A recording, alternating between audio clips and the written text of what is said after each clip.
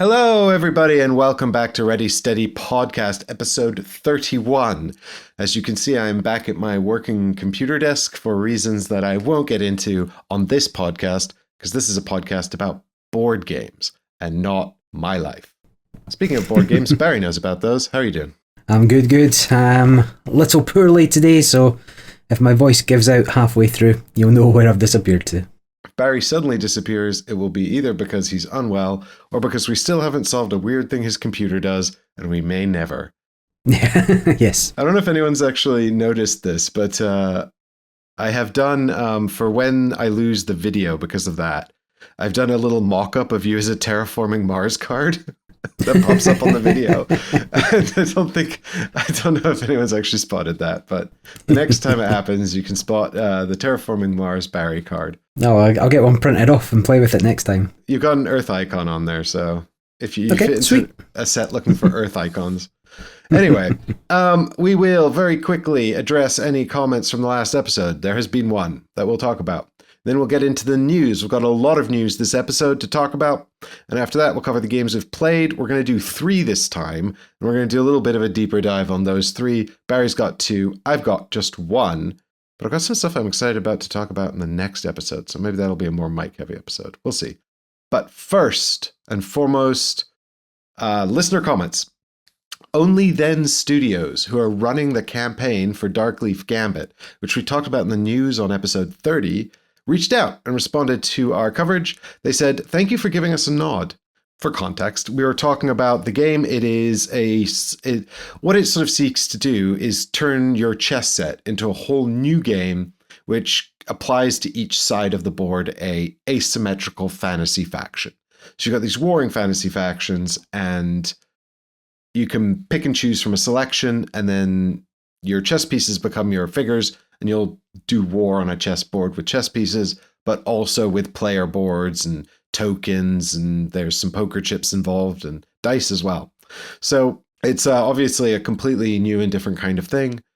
Probably not as deterministic at chess given the dice. Anyway, they responded. So we said, quite flippantly, really, because we're just kind of talking about the game. We said, "Oh, why isn't there a chess set add-on?" Yeah. Do you own a chess set, Barry? And not currently. And the reason that this came to my attention in the first place was one of the people in my group was like, "Oh, I was going to back it, but then I don't have a chess set either, and it doesn't come with one." And so that was kind of where we got to. It's a strange thing to include a component or to not include a component for your game that appears to be necessary.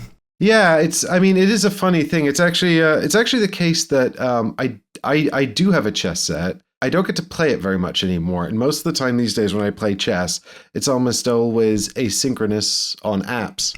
Yeah, like chess.com's great. Yeah, so I think I guess part of me is wondering at the back of my mind, how much overlap is there between people who have a chess set lying around and are also hobby gamers, you know? But I suppose the Only Then Studios will find out how much of an overlap there is.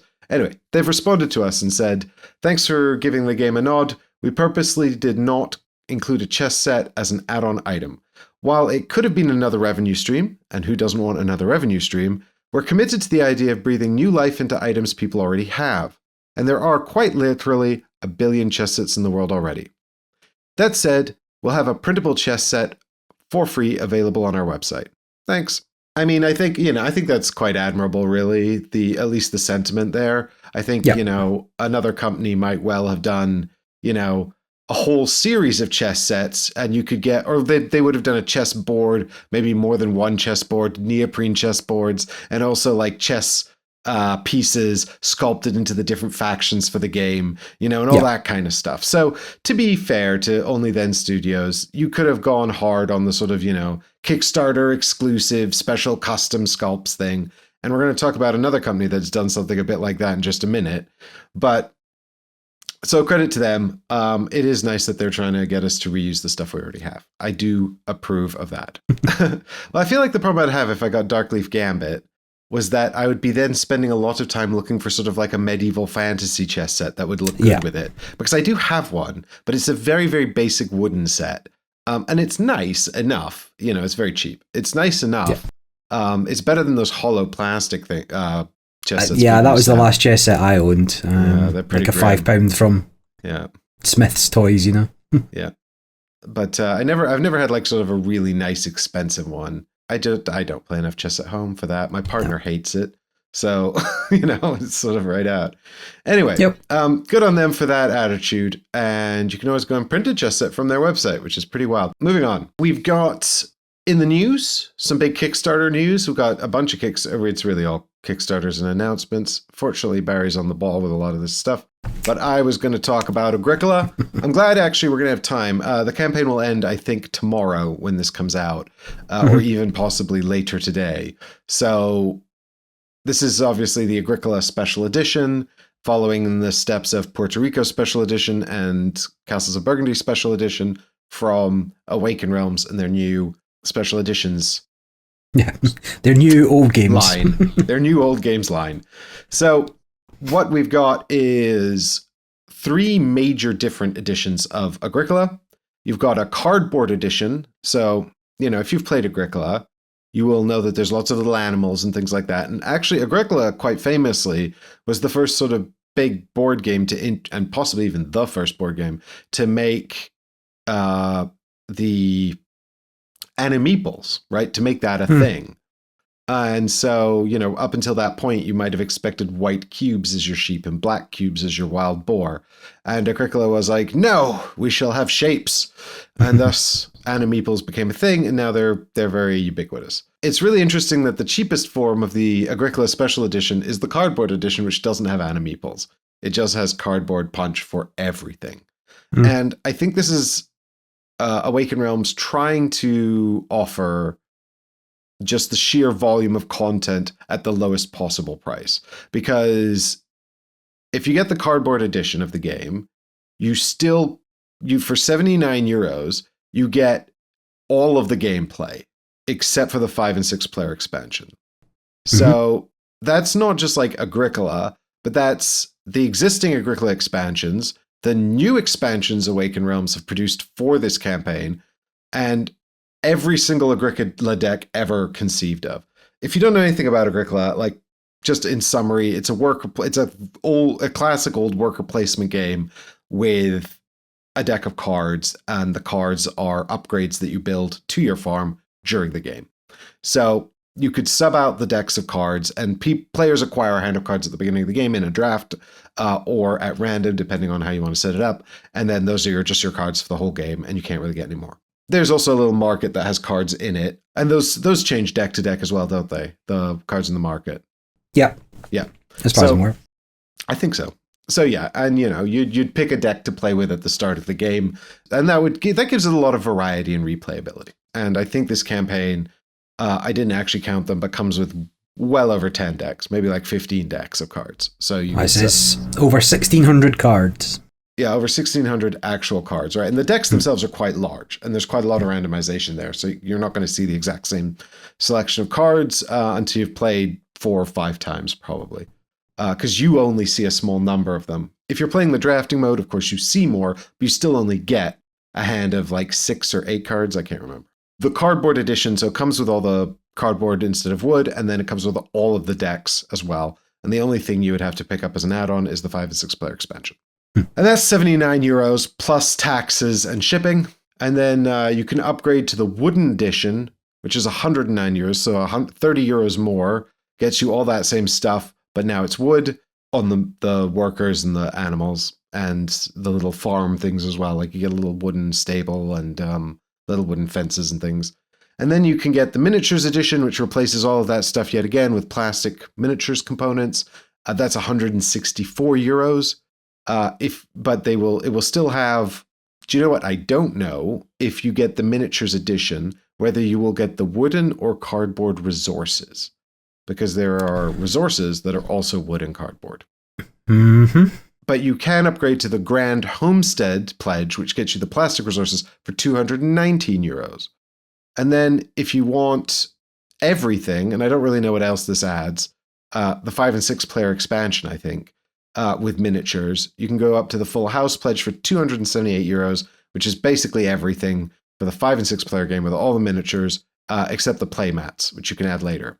And then there's something called the Master of Land Pledge for €459. And from what I can tell, that's all 3 different versions of the game in case you want to mix and match cardboard, wood, and miniatures. I don't know. Who knows?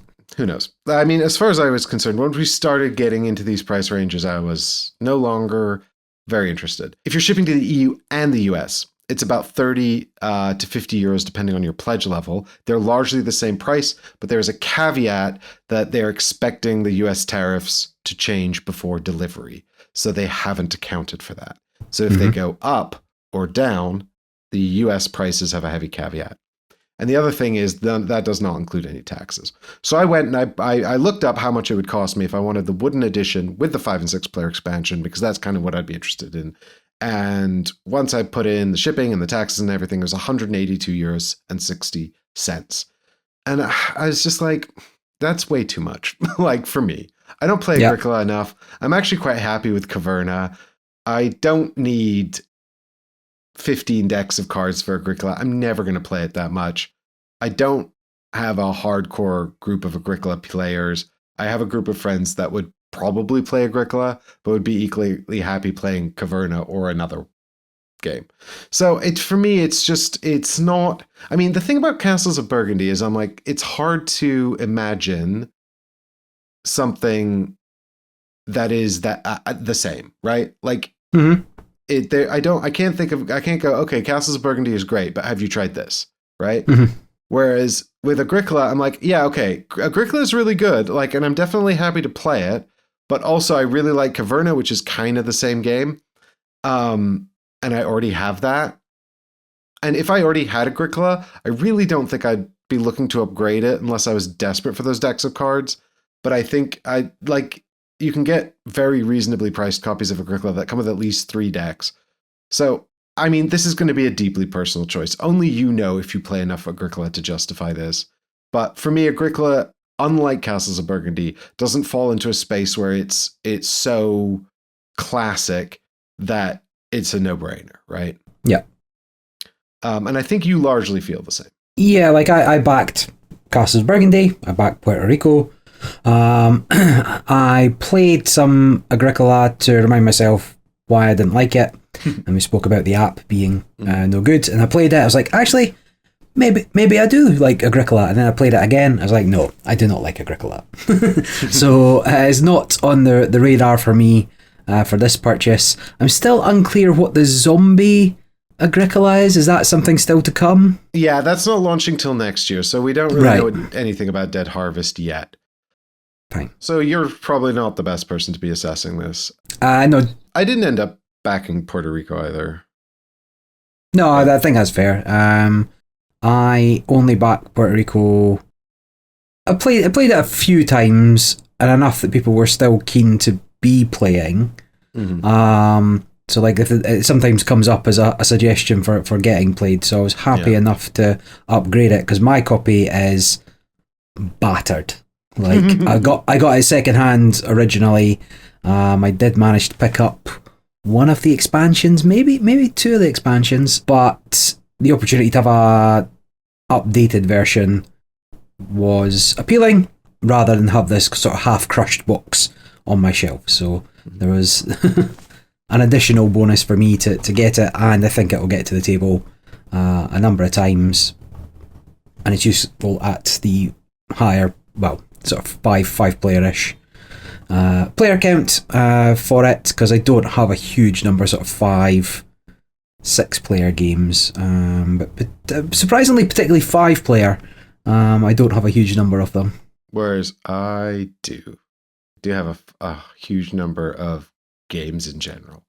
Yeah, so well, that's I think the sort of the icing on the cake, it probably for both of these cases, Puerto Rico and Agricola, but I don't know how much this affected Puerto Rico. I imagine it probably has, though, because of course Awakened Realms did come under a bit of fire for incorporating AI art. They used it in the ad campaigns. If you remember, they used it for Puerto Rico as an ad, and then they said it was just a placeholder and went back and revamped it. They kind of did the same with Agricola, and people were like, well, yeah, but you changed it out of the Puerto Rico campaign.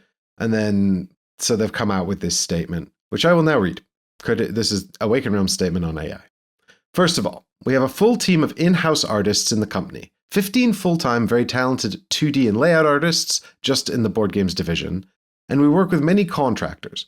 In our final product, every single piece of art will have been worked on by human artists, and we deeply believe that this will always be the case.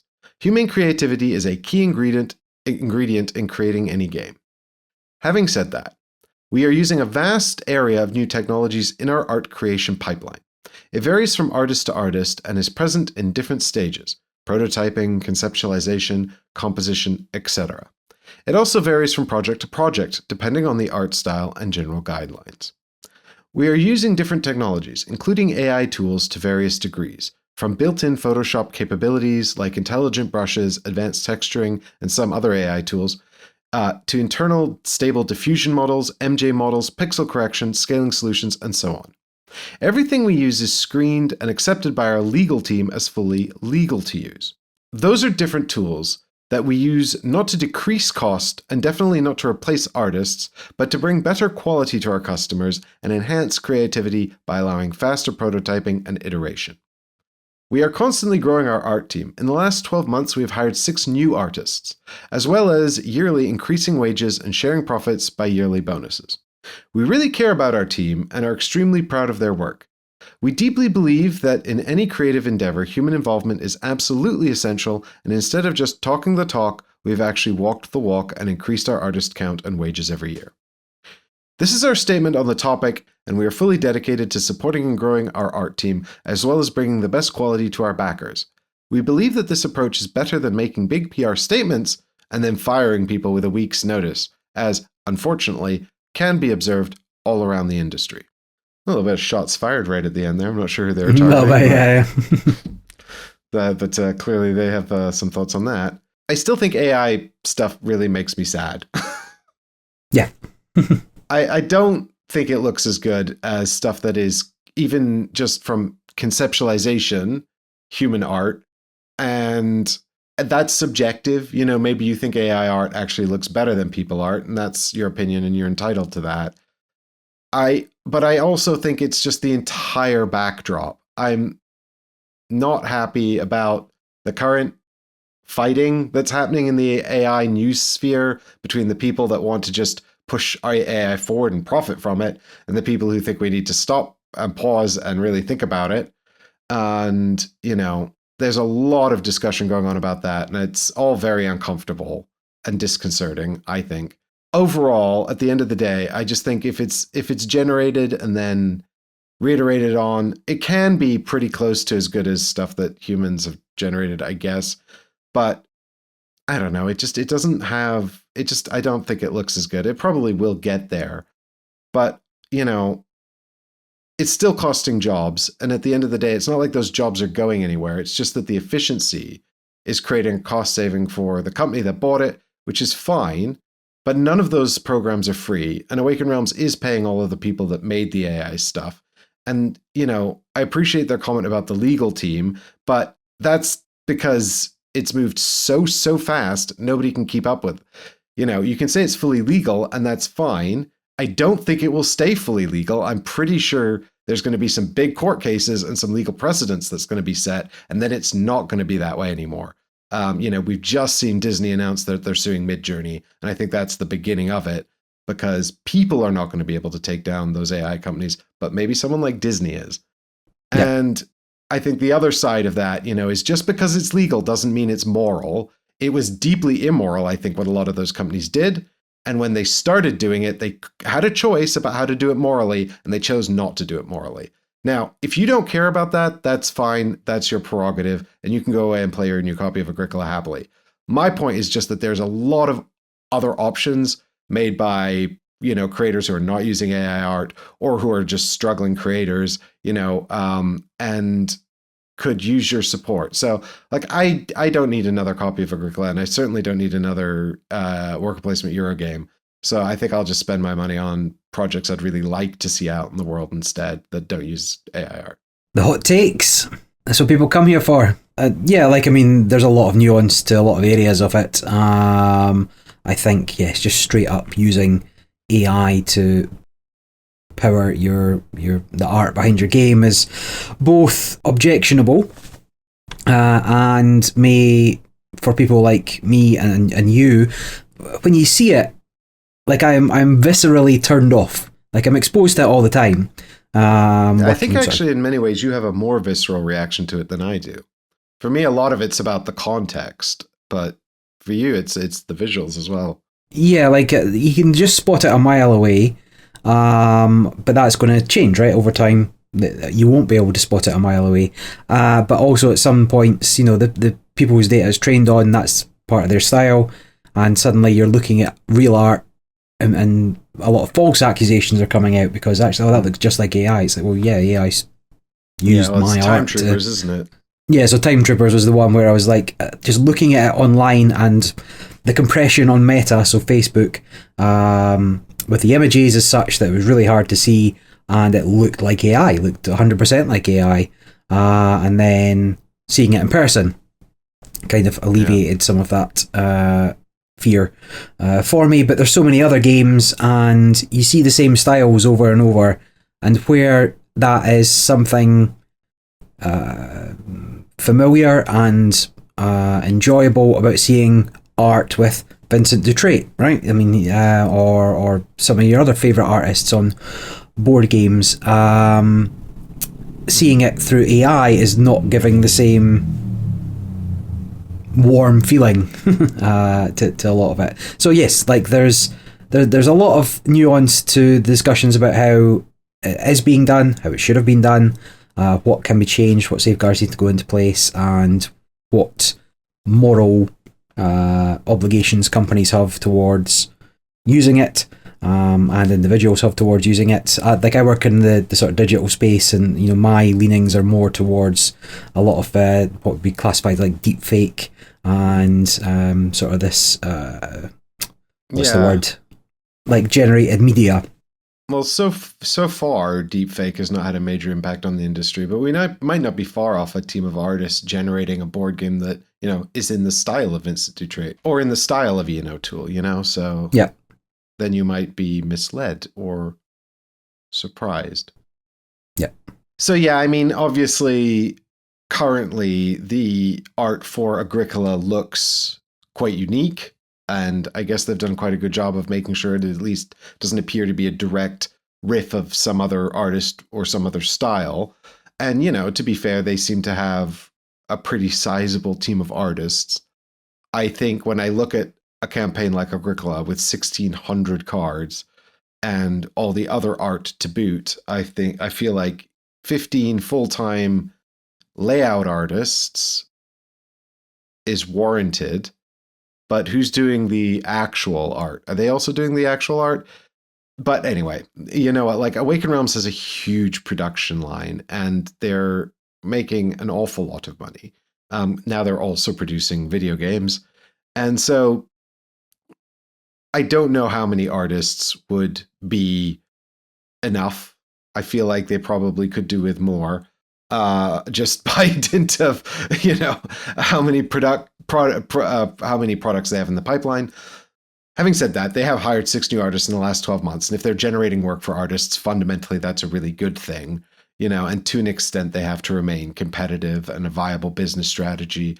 And it's all well and good saying, hey, like we're going to be completely authentic or completely remove AI from all of our production line, and then you can't produce anything and you don't make any money and can't create any jobs. So I appreciate that there is another side to this.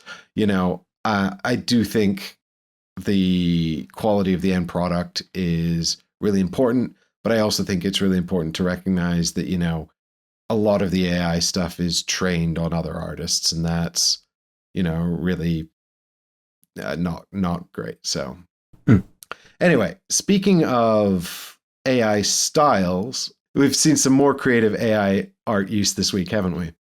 Yeah, so the for those who don't know, Asmodee's logo recently changed from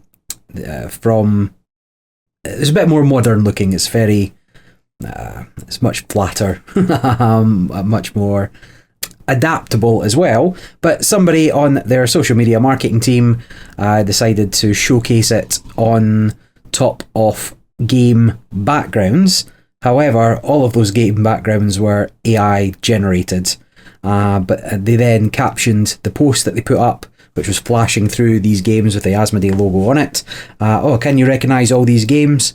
And when I saw it on Facebook, I'm like, that's not right. None of those are right. And so I paused it frame by frame to go through them and took some screenshots and replied, no, because all of these are AI generated backgrounds. So they're not any of your games. But I could see what they were going for. I think one of them was Arkham Horror. I think one of them was... Well, I don't know is the point, right? So they could have just used images of the board game with their logo on it. They may even have access to promotional art. But no, they've just gone and generated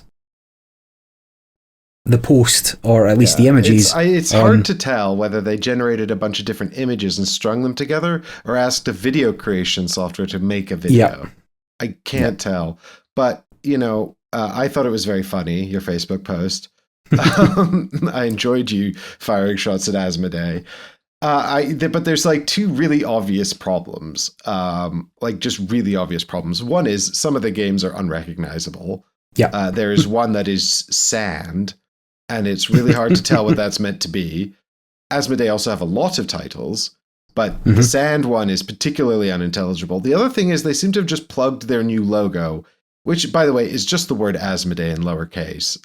The font is nice, but it's not I guess it's supposed to be a pyramid, is it? Supposed to have a pyramid above it? I don't think it even is, no. Just all of these images seem to have a slight triangle background above the word Asmodee. But if you look particularly at the sand one, part of the E is cut off.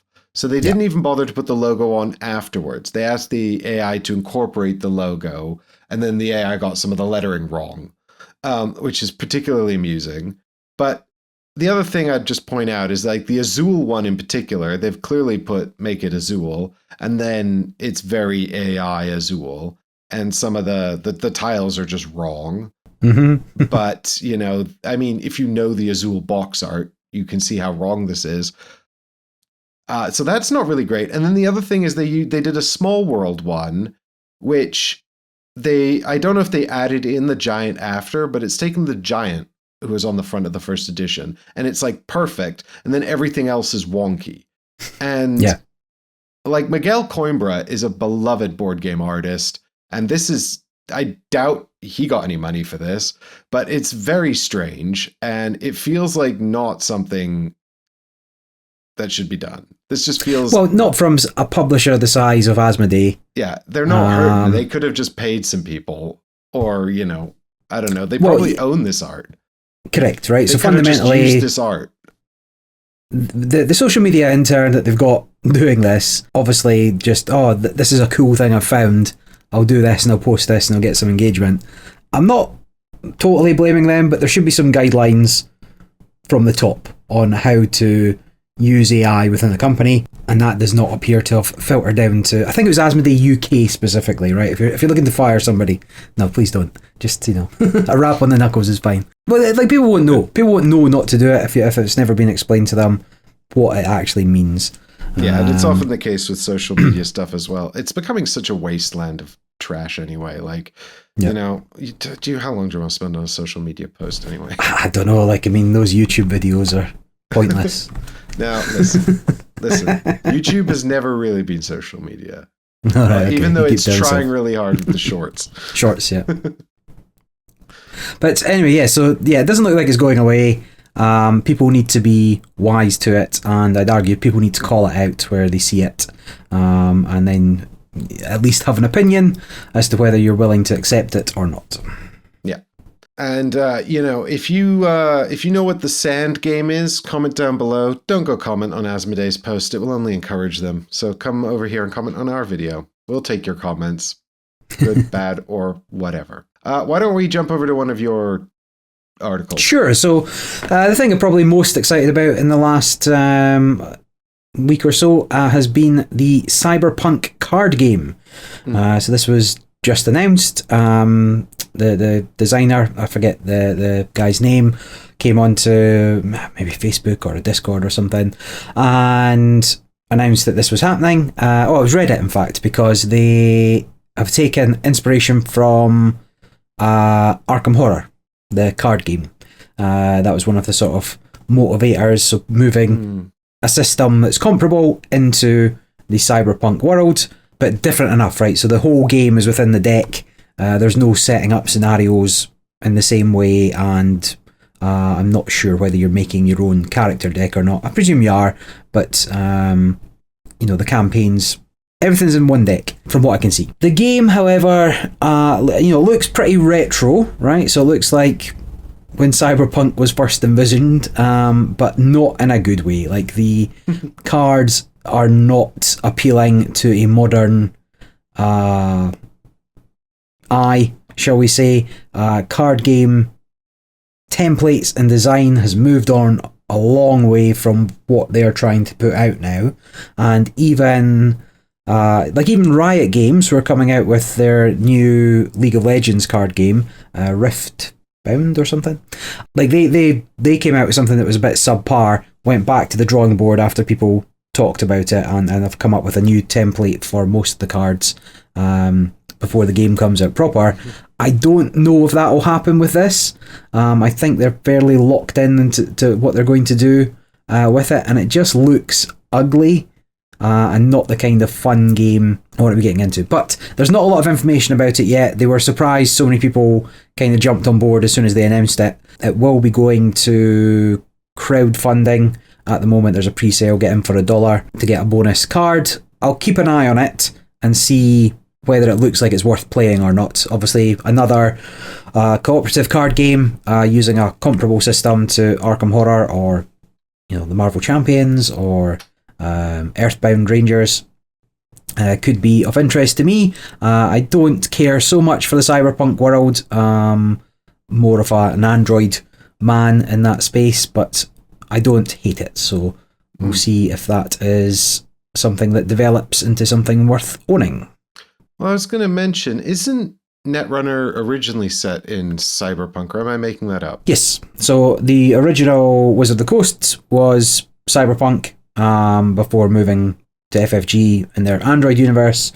Yeah, like, if you think original Netrunner, you wouldn't be too far off the frame design for these cards, to be honest. Yeah, I can see what you mean. I'm not saying it's awful, I'm just saying it's not good. Yeah, it's the sort of the size of the art window and the way there's no bleed into the graphic design and stuff does feel very old school. Yeah, sort of like OG Magic type stuff. And all the clones that came out and died off. It's true, they're not around anymore. I will wait to hear more from you on that. I certainly have reached my maximum capacity of cooperative campaign card games, which is 1. Not that I wouldn't be interested in more, time is limited. I've been checking out the Inish campaign, which will have ended now at the time of this podcast. Sad. So I talked about this previously on the show, the Nemed expansion, and I've got mixed feelings, actually, because originally my reaction, because the way they'd run it was fundamentally what they've done is they've basically gone, I guess, to some new factory to produce the Inish All-In box, right? And they cannot get prints of the new components from the Nemed expansion that are compatible with the old game. The card backs will be different. They've also redone all the art on the face. That's kind of fine, right? It doesn't really matter. I am not the kind of person who'd be upset to have different graphical layouts on the cards in the same deck if the backs were the same, right? Yeah. You can also purchase art sleeves, but I don't know. I don't like art sleeves.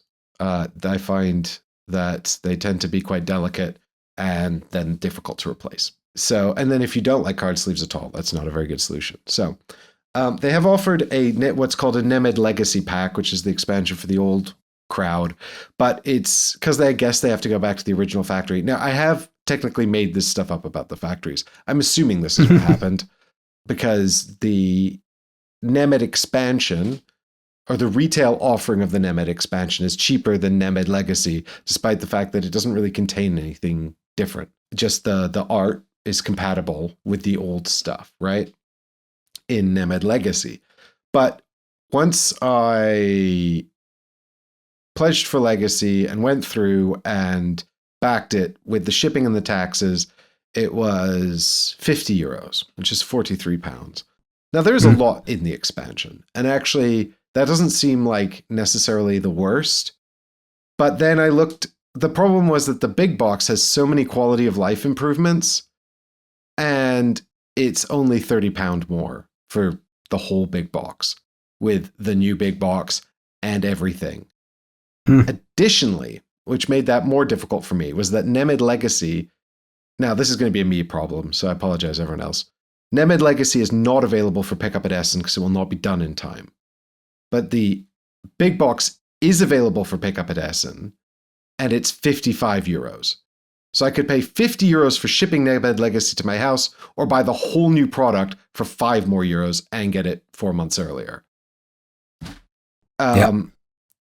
I still think Nemid Legacy is too expensive, just for what it is. But I'm glad they gave the original crowd a good solution. And I have seen this happen over and over, where Kickstarters are reprinted, and when they're reprinted, they're just a better price or more affordable. So, it's a shame. I actually, once I found out I could get it at Essen and pick up the whole game for €55, I was like, go on then. I like Inish well enough. But I'm sad about it, and I would prefer not to have to rebuy the game. And I don't know what to do with my first edition, especially because it's in the box. You can that sell games. Yeah, but it's in the box that has the OG art, and I really like it, and no one else does. Fair. But I also why would anyone want to buy that? I'd have to sell it for next to nothing. Because if people want it, they'll be buying the new all-in one, and then they can't get the Nemid expansion with mine. Well, they could go art sleeves, but the game you had and have played many times doesn't suddenly stop working just because there's another version. No. Some people will be quite happy actually, I want to play this. I'm not so fussed that I need all the stuff. Yeah. Give me a good price and I'll take it. But I really like that original art. You'll be surprised at what kind of weirdos there are. People that don't need everything. I don't understand those people, but they exist. Well, and we've discussed this before. I don't need everything. And if the big box of Inish for Essen pickup, I was not going to pay €90 for getting it shipped, but the fact that I could get it for €55 at Essen pickup, I was like, all right, go on then. Go on then. Anyway. That's my little complaint about that. I don't know. There's probably not a good way around that. And also, I don't really like the idea of sort of duplicating everything. It feels wasteful. My fundamental problem with this is it does feel wasteful. And I do really like Inish, and it still gets played. And Inish also is one of those games that has that nice thing where the community have really embraced it, and they all play it, and they know how to play it. So I can kind of bring out Inish and reliably not have to teach it. So that's really nice, and I do enjoy having Inish for that reason. So I guess I'm willing to take the hit on this one, but it does feel wasteful, and I don't like that. And I do wish they'd made the Legacy Edition somehow more affordable, or just got it done in time for Essen. I don't know why it's taking another 4 months to produce that, 4 or 5 months to produce that. But probably printed at the back of the new one. Yeah, well, I guess they're prioritizing the new one for the Essen release, right? Yeah. Anyway. Can't miss that. What do you got for us? I'll run through a few in one go here. So, as I was browsing new releases on Board Game Geek, because it's sort of exciting life I lead, I noticed that there was a new expansion for DEI, and I'm like, oh, what's this? And having clicked on it, the latest edition of their magazine comes with 6 new cards yet again, just after I bought the 6 new cards a couple of months ago.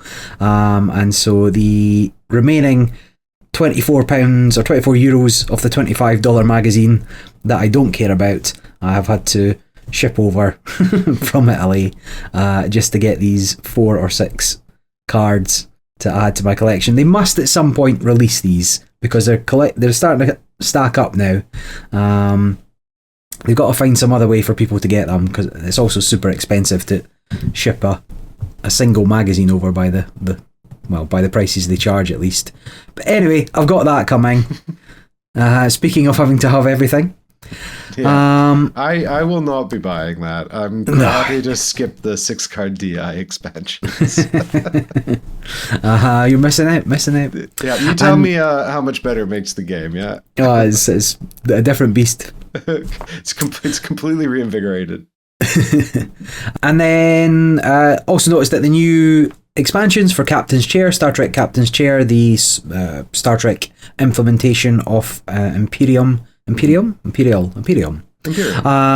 was announced with the somewhat uninspiring name of so if you know, the first one is called Star Trek First Contact.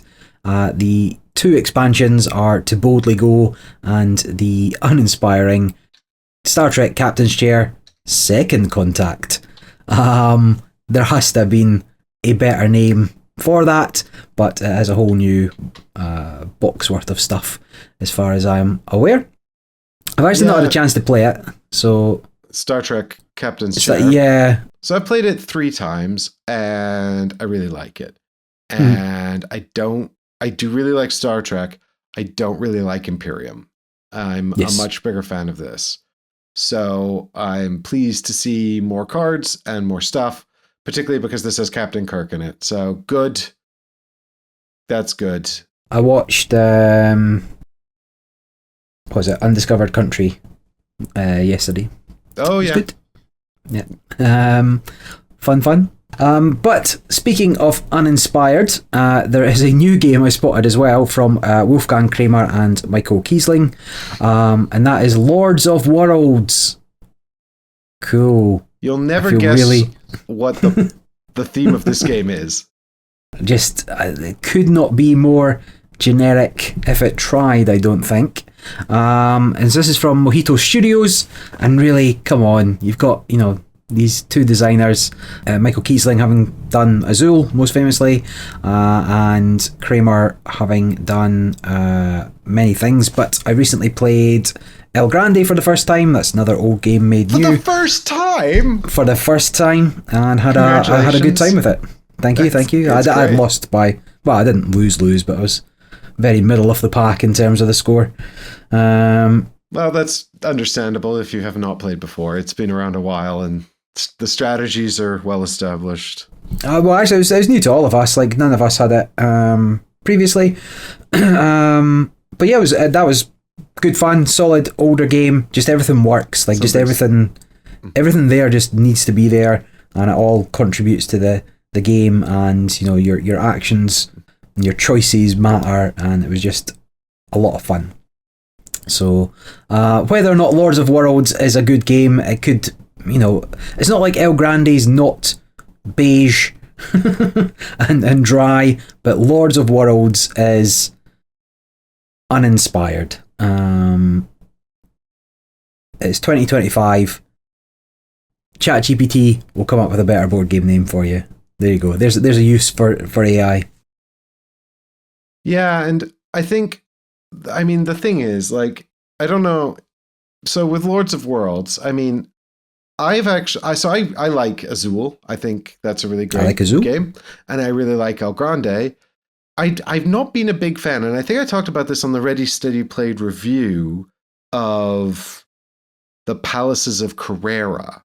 I'm not a big fan of like the Kiesling and Kramer collabs, of which I've played several, including Palaces of Carrera, Paris. We played some of the Tile series they did. And, they did the triptych of Tile games, trilogy of Tile games. So Tikal and Mexica, I played both of those. They did a third one that I haven't played. It was Java. That's Java. Okay, cool. Yeah. Anyway, so I've played Tikal and I've played Mexica, and they just didn't really do anything for me either. Mm-hmm. So, yeah, I'm just not I guess I'm just not sold on their collabs, but they're popular enough, and they've obviously been making games for a long time, and people do seem to really like them. Mm-hmm. So, maybe you'll be interested in checking this out. But Lords of Worlds, by the way, sounds like a very grand title, And thematically, you are playing gods who are building a world. But thematically, you're also shopping for the terrain of that world in a shopping mall. Yeah. Like, what about Lords of Worlds says shopping mall? So, very curious title. World Mall. World Shop. Land Shop. Anything. Like, just anything's better than Lords of Worlds. Anything. But you know what? I'm going to bust open ChatGPT just now and I'll see what it comes up with. Right, I'll give you some ideas. Terra Magnifica. Latin for magnificent land. Planetcraft. Okay, maybe. Gaia Architects. Not so bad. World Shapers. That's a thing already. I think that's a thing already. Yeah, I have that game. I have World Shapers. Lands of Glory. Architects of Eden. I mean, yeah, we're into something. Do you know, what did you say? Planet Crafters? Well, Planetcraft, or yeah, a play on Minecraft, but focusing on building your own planet. What I like, actually, would be sort of like artistically, it could be Planetcraft, but then the front cover is like the hobby shop in the mall where they're getting all the planet stuff. So like Planetcraft is the name of the shop where they buy the stuff. Yeah. Boom. Done. There you go. You don't even need a subscription to ChatGPT anymore. Does it for you. And I saw something on Kickstarter, which I'll mention briefly, and then I backed something on Kickstarter. Ooh. I saw Catacombs Alpha. I play Catacombs. I quite like Catacombs. I don't own it, and I'm not going to back Catacombs Alpha, but if you like dungeon adventure flicking game, and you've been tempted by Catacombs, it is now getting a reprint. This is a 3rd edition. It's supposed to be streamlined with better quality components. So if you've ever been interested in Catacombs, you can go and check that out until it stops, which is probably quite shortly after the release of this podcast. I did back Phantom Division. So this is from the 2 designers of SEAL Team Flicks, a game that I own and play and enjoy. This is Mark Thomas and Peter Ruth II, and they've not really designed anything else other than SEAL Team Flicks. The art is by Ivan Potter Smith and Nazila West, who have only done this game, and also Fabian Parente, who did art on Unstoppable, 7th Sea, City of Five Sails, Theurgy, and more. So an actual board game artist contributing there as well. So that's nice. But what I like about SEAL Team Flicks is that it is a cooperative game. It's also a dexterity game. You're a team of Navy SEALs trying to infiltrate a situation that's been taken over by terrorists. And so you're moving by flicking your discs around, and you're shooting the terrorists by flicking discs at them. And it's very board gamey. It's got a lot of like quite sort of complex hobby ideas underpinning what is functionally a silly flicking system.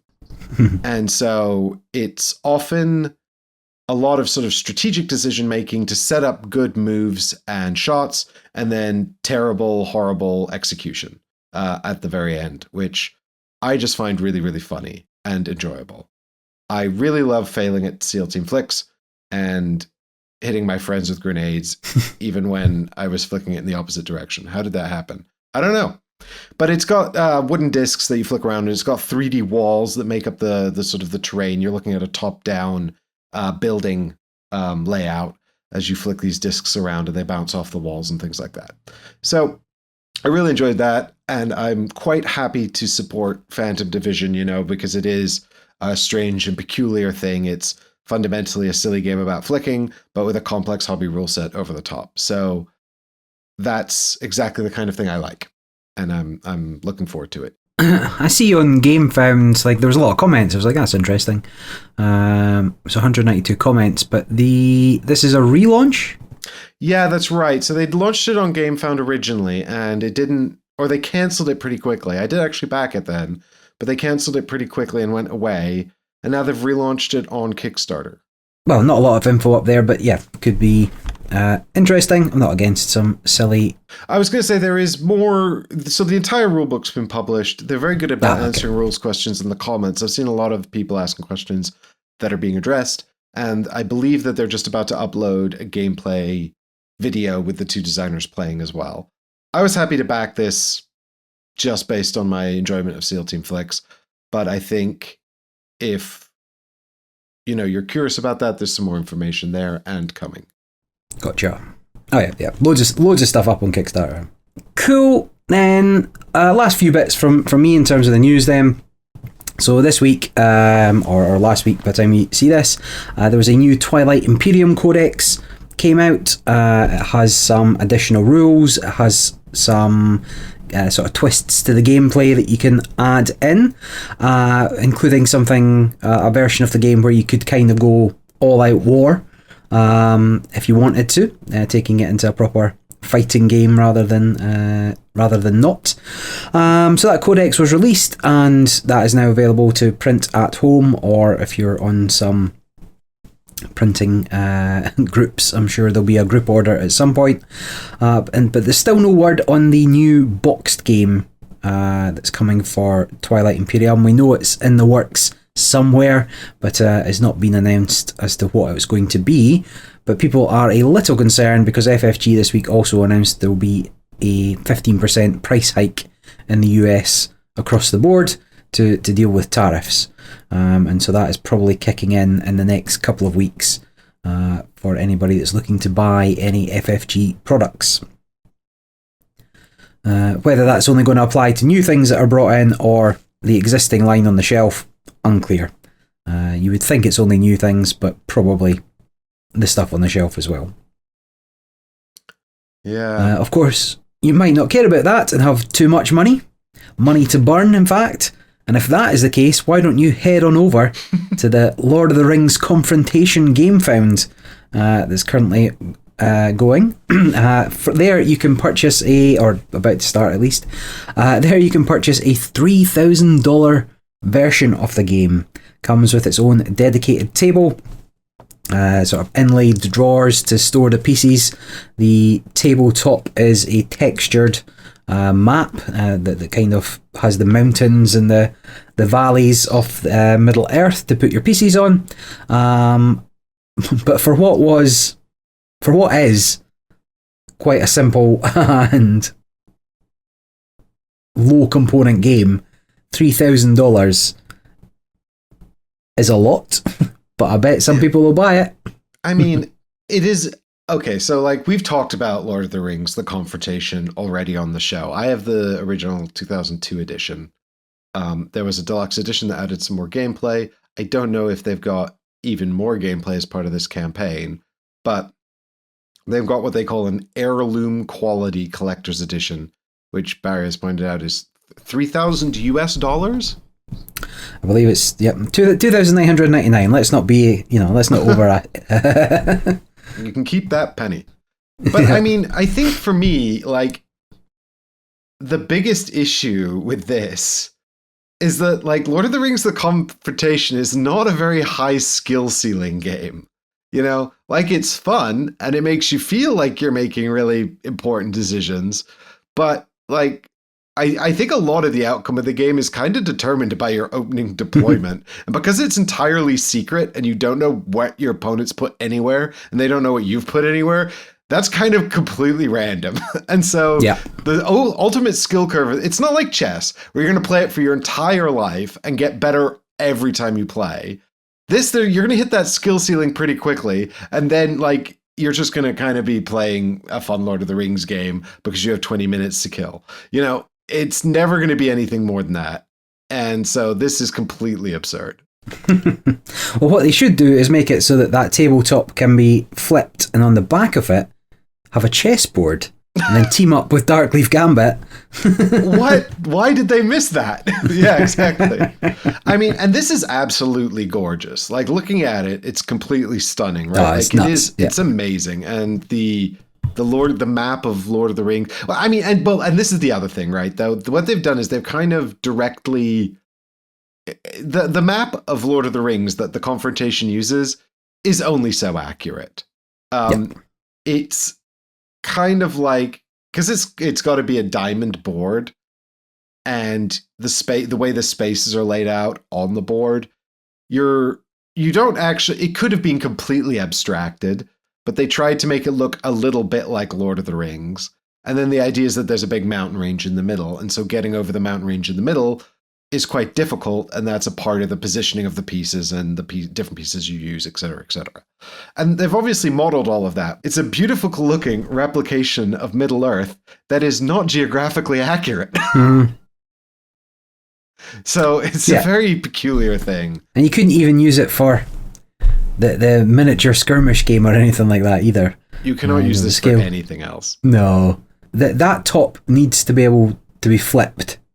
And I'm unclear if it can be or not, or at least have a top. It must have a top. Like, you must be able to use this as a normal table at some point. Look, I really like Lord of the Rings, The Confrontation. If we had 20 minutes and someone was like, let's play it, I'd be happy to. Yeah. And I'd be happily to teach it as well. I do not want it set up in my house forever. I don't need that. Fair.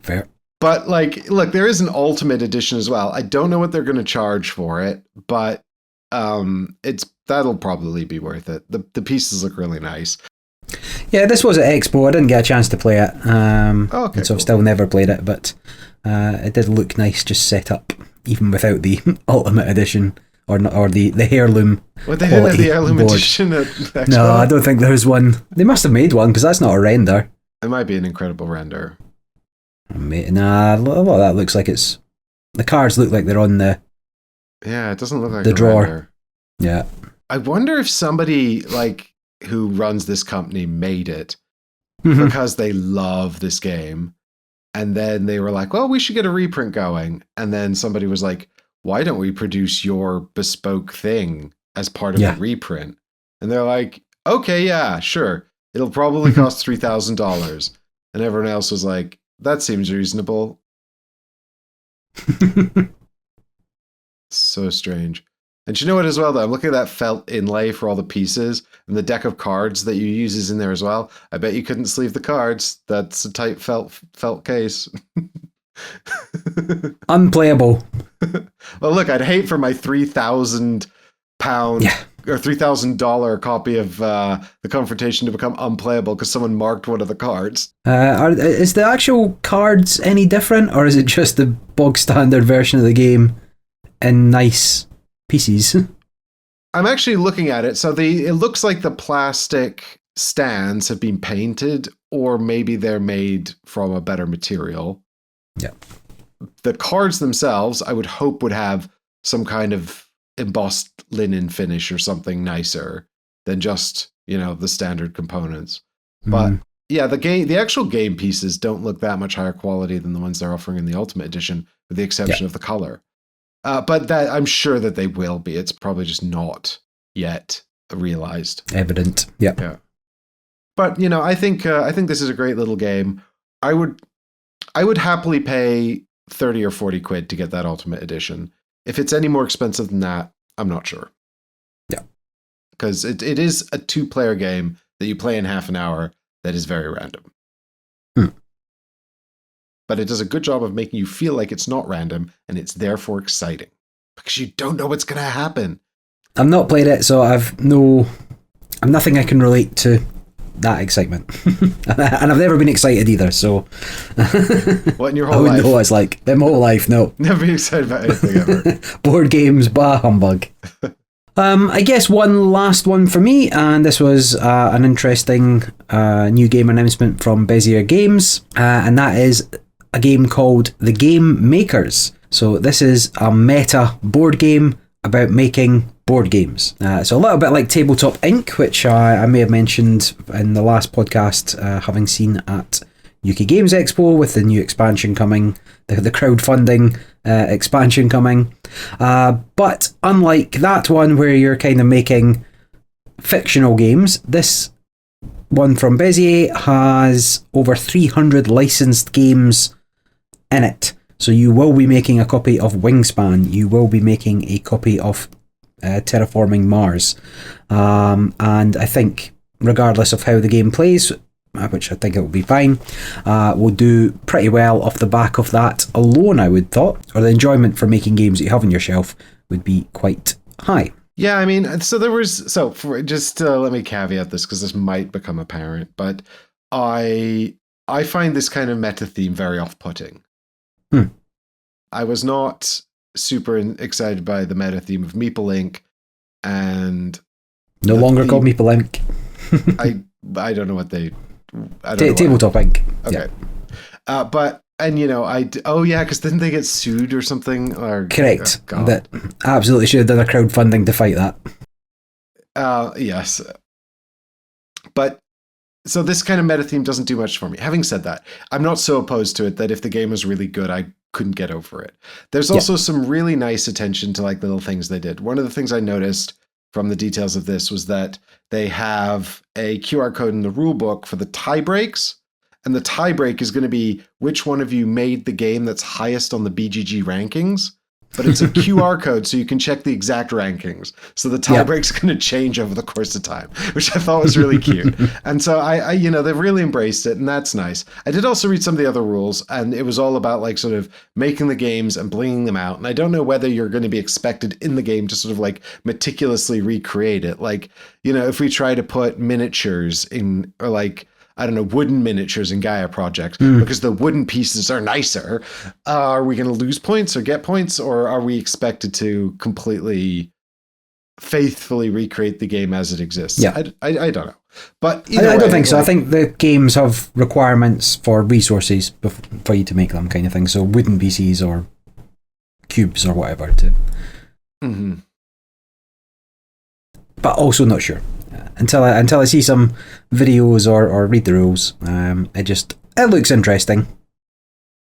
So, I mean, I quite like Bezier Games as a publisher. I quite like, and when I say I quite like them, I mean they've made some stuff that I specifically they publish. What's the name of the Suburbia designer? Ted Alspach. That's right. So they did, Suburbia by Ted Alspach, and that's a classic. They published the Cat in the Box version that I've got, but I think that was a different designer.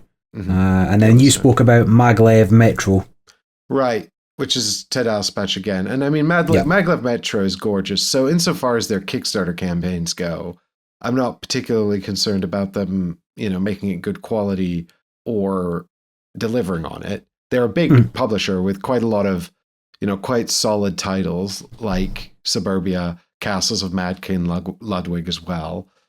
They did a collector's edition of that, which I didn't get because I'm not a big fan of Castles of Mad King Ludwig, but they did deliver it on it and people seemed happy. So, they've got so I'm not worried about them, delivering on it. They also make One Night Ultimate Werewolf, which is perennial and everybody loves. Mm-hmm. So, I mean, they're not the biggest publisher in the world. They don't have like a huge slate of games that they're putting out all the time, but they're at least putting stuff out. And by and large, it's been pretty good. I note the designer as well, Ben Rossett, who has, not a first-time designer. Looks like they've got about 10 games to their names, including Between Two Cities, which was quite a popular game from Bezier. They also did Fromage, which was a recent hit. I thought Fromage was quite good, although I didn't buy it. Yep. I played it on BGA and quite enjoyed it, but did not feel compelled to buy it. But, they've got the Search for Planet X, which was very popular. And the follow-ups. So I would mention they also worked on the Restoration Games reimplementation of Key to the Kingdom, which has personal meaning for me because I used to play that as a kid. But I'm over the nostalgia because I've died inside and I didn't buy the reprint.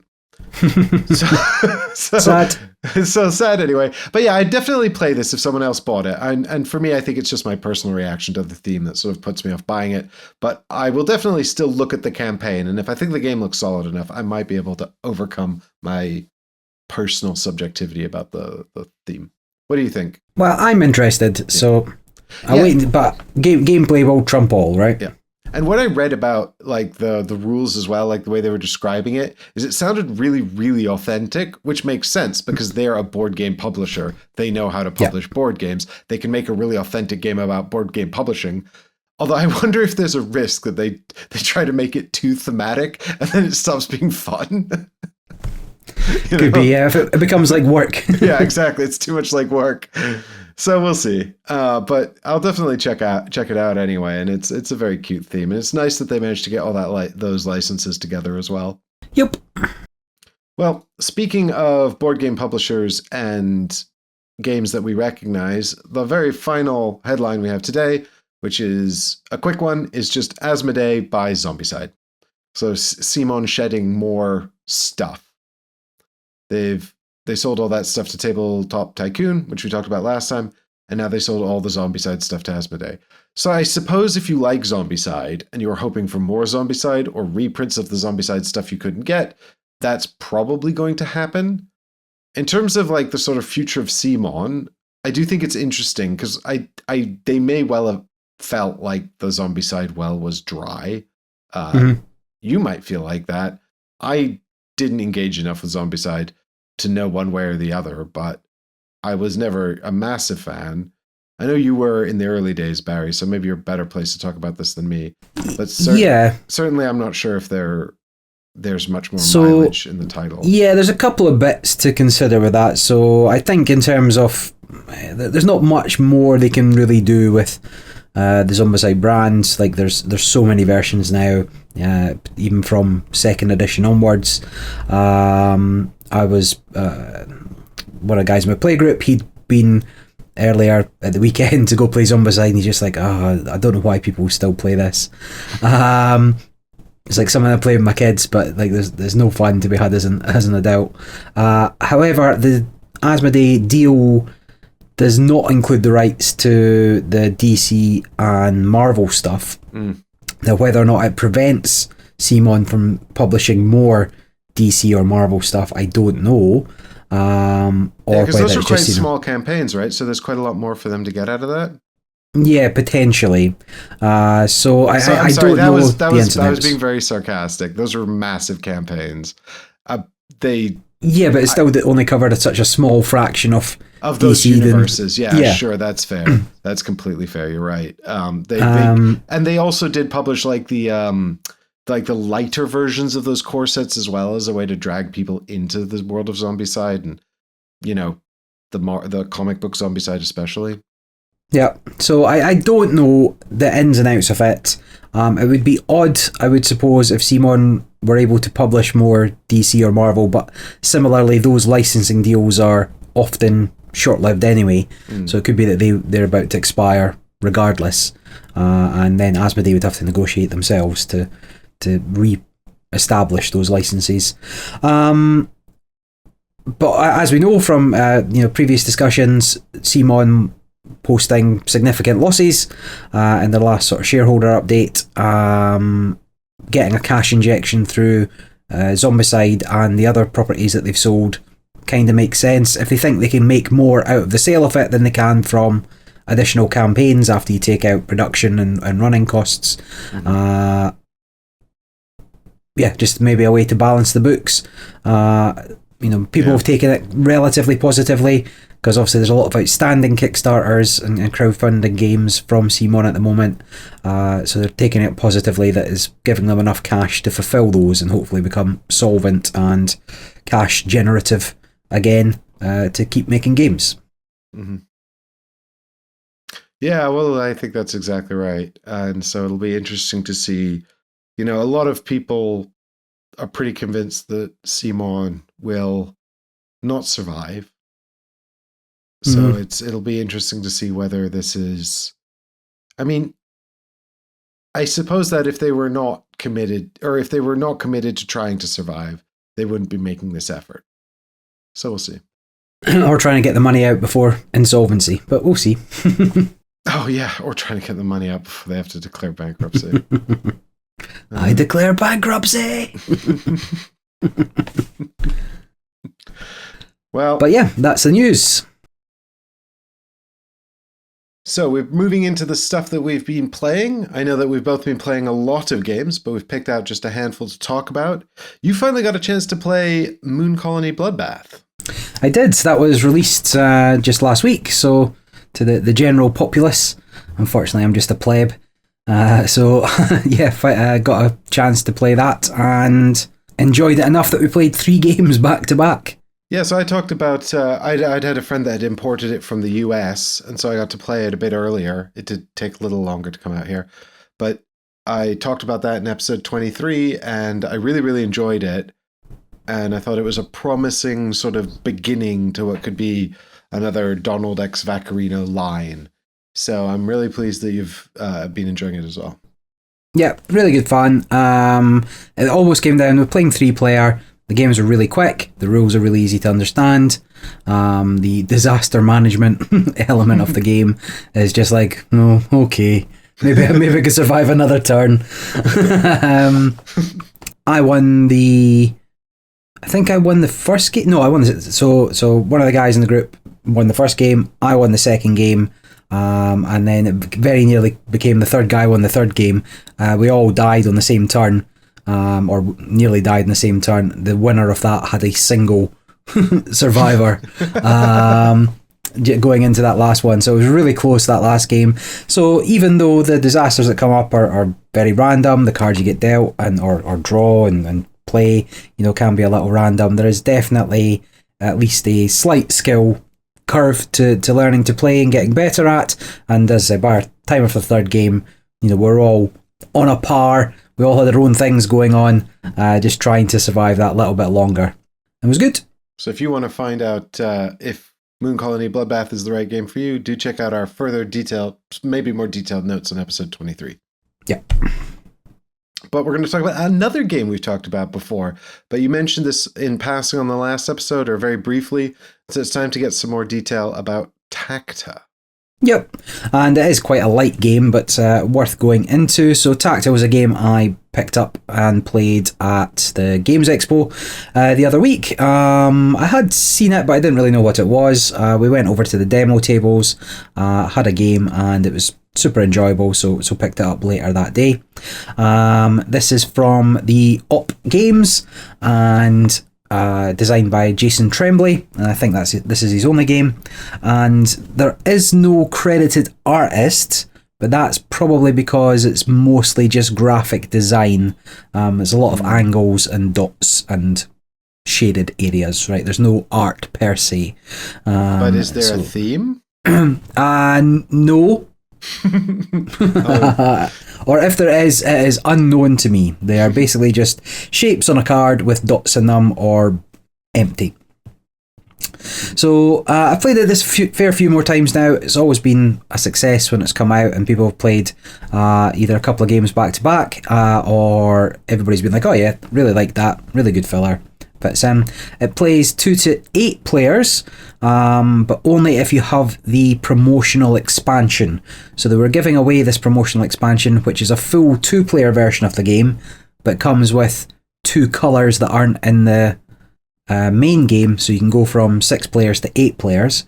And it is a spatial area control game, with some limitations on when and where you can play a card. Board Game Geek says something about a solo mode, but I don't think there's a solo mode in the rules. There are some variants, but I've not seen a solo mode. But I will look into that a little more in the future. But the game itself couldn't be more simple. Each player has their own deck of cards with the same distribution in it. These cards have shapes containing 0 to 4 dots on them, with a maximum of 6 dots per card, and all players shuffle them together, and then that stack of cards remains static. You can play a card from the top or bottom of the deck, but only over a matching shape that's already down on the board. So one card starts in the middle, and it is all the shapes, so any card can be played to begin with. But then if you want to play a corner triangle, that has to fit into an indented triangle on another card. Same with like a square piece or a short or long edge. That has to match the same shape on another card in order for you to play it. The cards are double-sided, so you can flip, rotate, mirrored, however you think you can best angle them. The rules require that you only ever cover a single other card. So you're looking to maneuver your cards in such a way that other players are unable to place a card over the top of them. And whoever has the most visible dots at the end of the game wins. So if you assume that your triangle has one dot in it, if that is visible at the end of the game, you get 1 point. However, if another player can cover it with a blank or a dot of their own, then they will score that point for their card because it is on top at the end of the game. And that is it. Like, the rules are really easy. As soon as you've put a card down, everybody knows what's happening. There's very little confusion as to what players need to be doing. Occasionally somebody will fan their hand out to try and pick a card. It's like, nope, only the top card or the bottom card. Those are your choices. And this is a fun, not quite chaotic, it's not real time, right? But an active game as you're scanning the board every time it comes round to you to see where the best way to deny your opponent's points are and gain the most points and protect your cards are. It is a little loose, which I'll explain in just a minute, but the game will have, you could have your Gran playing in under a minute, and she'll know what to do. But as the game progresses, players get a little desperate and they're like, can I do this? It's like, no. Can I do this? No. Just trying not to give those points away. I'm looking at the images of the cards, and they've got these, as you say, triangles and rectangles printed on them. And conceptually, you're laying them on top of or next to each other, so that the corners of the cards fulfill the triangles or the edges of the cards fulfill the rectangles. Yep. And it just looks very tactile and pleasing. Like, I'm looking at the way these shapes have been laid out and the cards have been laid out, and I want to start doing it. Yeah, and you would be 90% of the way to the rules just visually as you walk past, and that is a beautiful thing in a game, that you can just be up and playing and having fun almost straight away, and then those initial placements are like, okay, this is good, and then, but you've just covered my 3 points. I hate that. And then it's like, the only cards I play are going to expose my 4 points and somebody else is going to cover it. I hate this game. And it's that kind of fun that you have, particularly as the board gets a bit more chaotic and you're just looking to squeeze a card in wherever you can. The cards themselves are just pure graphic design. As I mentioned, they work really well. In the middle of the card is the points value, the total number of dots on that card, and then underneath there is a small icon representing the colour, because each player has their own colour. I would say that they should have perhaps switched that, because the number of dots on the card doesn't really matter, because it's only the ones that are visible at the end, whereas the colour of them is more important for those that are colourblind, but at least they are there if you get a little bit closer to the table to see it. Well, they could have made all the dots in the icon as well.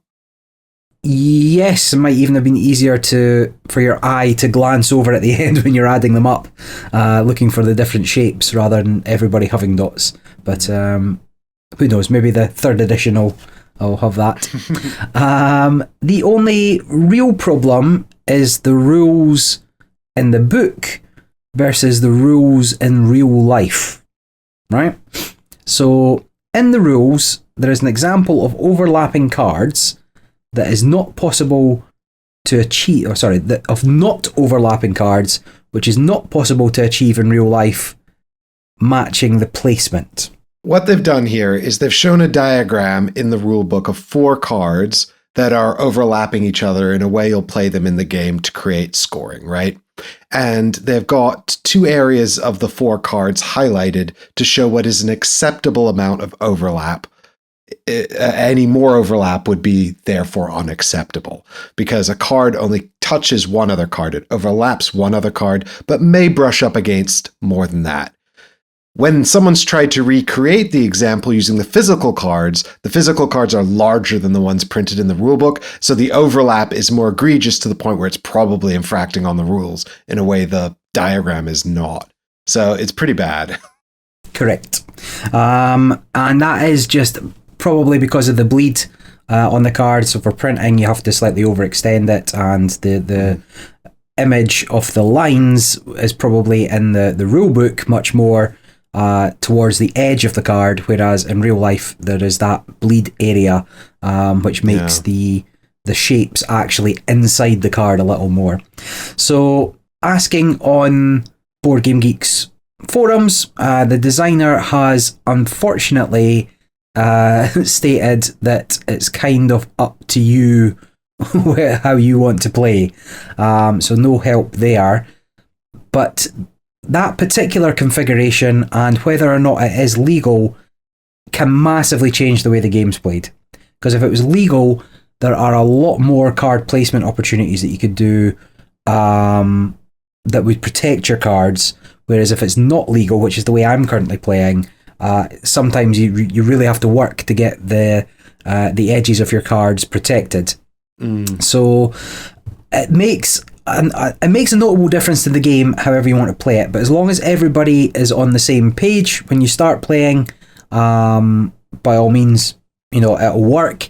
I think it was more fun the way I'm playing, where the move would actually be illegal, because then players have to leave things exposed. That the choices are meaner.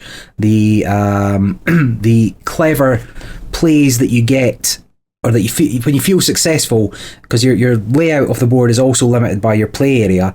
So you can sometimes get a card towards the edge where nobody can cover it because it would go over the edge of the table.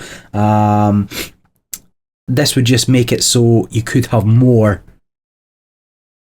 closely together.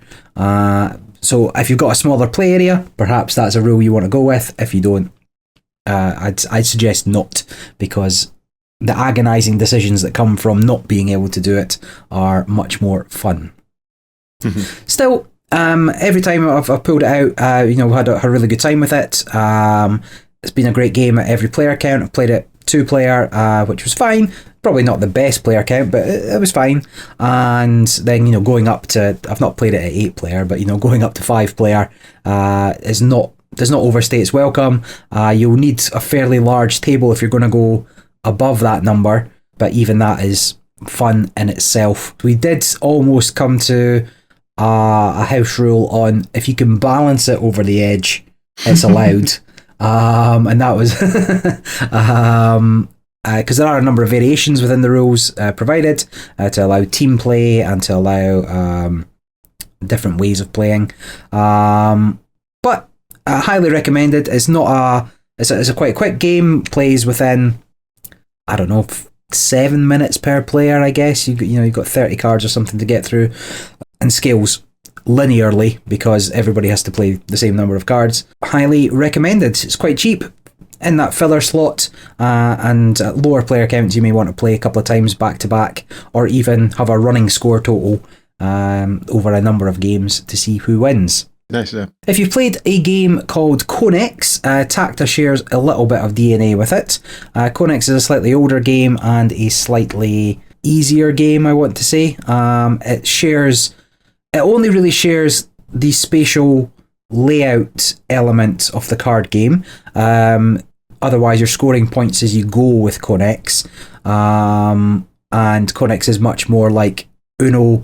Like, you would play a card on the corner for 4 points, or you'd play it on its long edge for 2 points.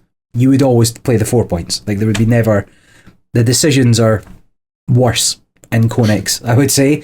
But Tacta is a solid filler game with good flexibility in player count, and could definitely find a place in your collection as long as you have people that are happy playing fun games.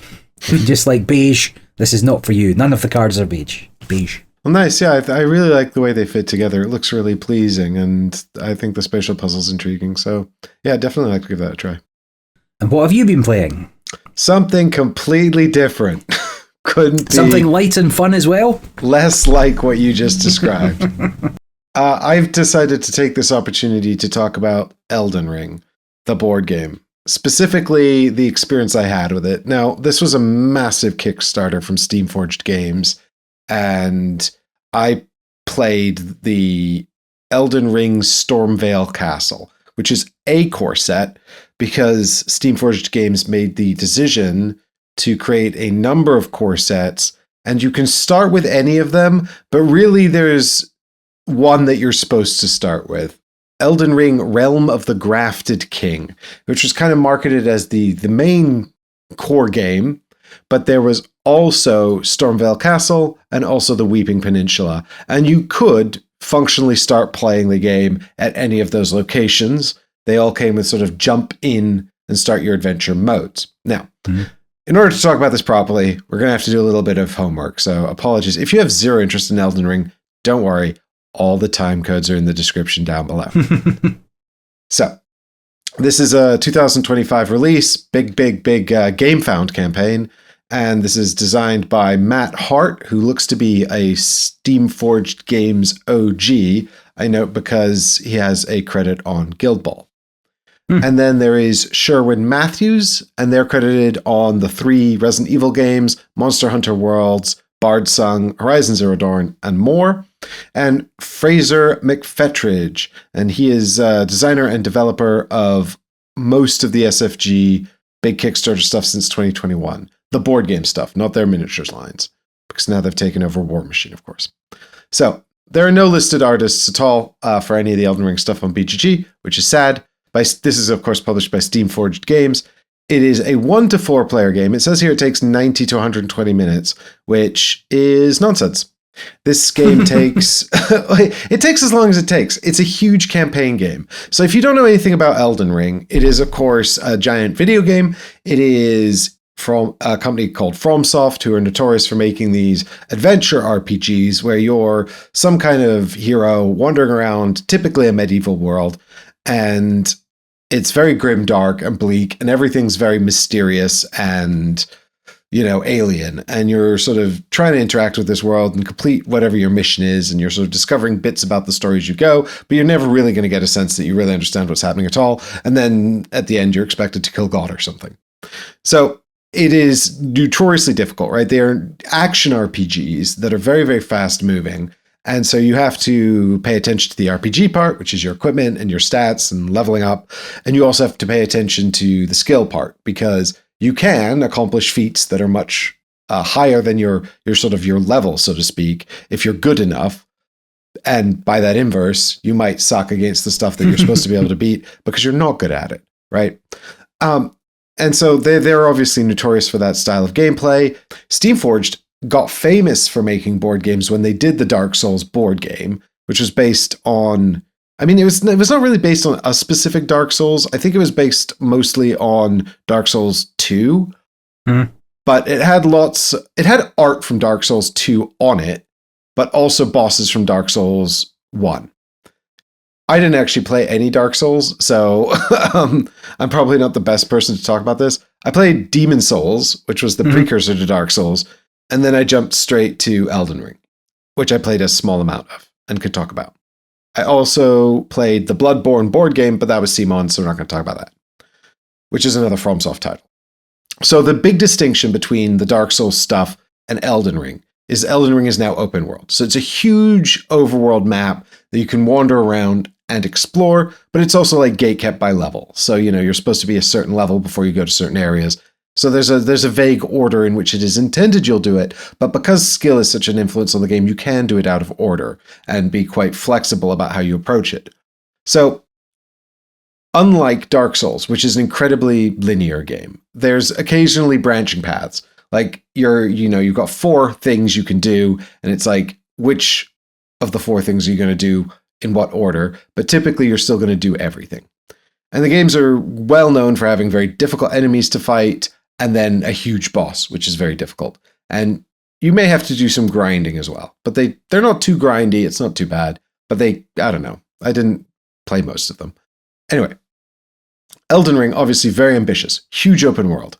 So they've got to create a structure that is exciting and actiony, but also flexible and free. And to an extent, I don't know how well they accomplished that, because they asked my buddy, so this was a review copy given to Mark from Not Board Gaming. They asked Mark what copy he wanted, and they said there's 3 core sets, which one do you want? And he picked Stormveil Castle on a whim, which is fair enough. And I don't know why they did that, because Elden Ring very specifically starts in one specific location, and then there's a weird little tutorial that you do, And it's very traditional in FromSoft games for the tutorial to be fighting some mobs and then a boss kills you and you die and come back, right? And it's to get you into the sense that this game is very, very difficult and you're going to get stomped by things that you're not prepared for. And so there's always a boss at the beginning, and it becomes a bit of a trope that people who are very good at FromSoft will try to kill the opening boss with no equipment, right? Like the starting equipment. They'll try to do the opening boss fight and live. It's hard to do, but it's not impossible. Like I said, it's a game that balances RPG and skill in a way that's quite compelling. And, they're very successful games. Anyway, the point is that Stormveil Castle is somewhere else in Elden Ring. I wouldn't know because I didn't play enough of it to see that. Unless I did, and then I didn't know I was there, which is entirely possible. But it starts you off actually with this sort of preset where you're getting a character that is stronger than your typical starting character for the Elden Ring board game. And you started at a higher level, but then you're doing the tutorial from the original start location. And it took me a minute to figure out that that's where Mark and I were. We were actually basically in the tutorial. And so it's very strange in the way it approaches how you enter the world, especially by allowing you to enter the world in this sort of like quick start way for this one box. I think this must have been a marketing decision to try to make these things more sellable, because for a giant open world board game that's designed to have all of these interconnected locations and sort of be like sort of relatively open world and explorable, but then to have multiple start locations that are then not wholly balanced in terms of power level seems very peculiar, right? Like just really a strange decision. Not in just in terms of player accessibility. So so it must be a marketing perspective for them to say you can buy any one of the 3 sets, but I mean realistically, like you should get the Grafted King. That's the natural starting off point. That's where you're going to start your campaign. If you're committed to playing the whole game, you would get Realm of the Grafted King, Because like, what are you going to like do Stormveil? You'll start a bit further in, then you have a harder time figuring out what you're doing. And then are you not going to do the Grafted King content like later? If you want to go explore that, now it's going to be too easy. Or it just scales with you anyway, in which case we didn't need the level boost for Stormveil Castle, did we? I don't know. It's structured this story using 3 sort of very distinct mechanical elements.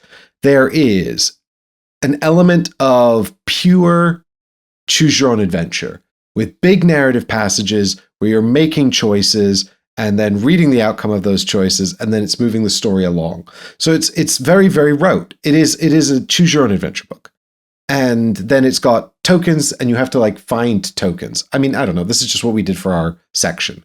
We had to like collect objective tokens. And when we went out into the world, based on how many of the objective tokens we'd collected, it would put some cards into an event deck that we would then have to resolve. And so after we exit the choose your own adventure section, we go into an exploration section where we're exploring the open world and mostly collecting resources and things that are craftable. And this is vaguely like Elden Ring because you'll find chests and stuff, and there's lots of like rocks and things that you can make stuff out of if you know what you're doing. So I wouldn't say it's like got crafting in Elden Ring necessarily, but you can find like anvils and smash a stone into your sword, and now your sword is +1.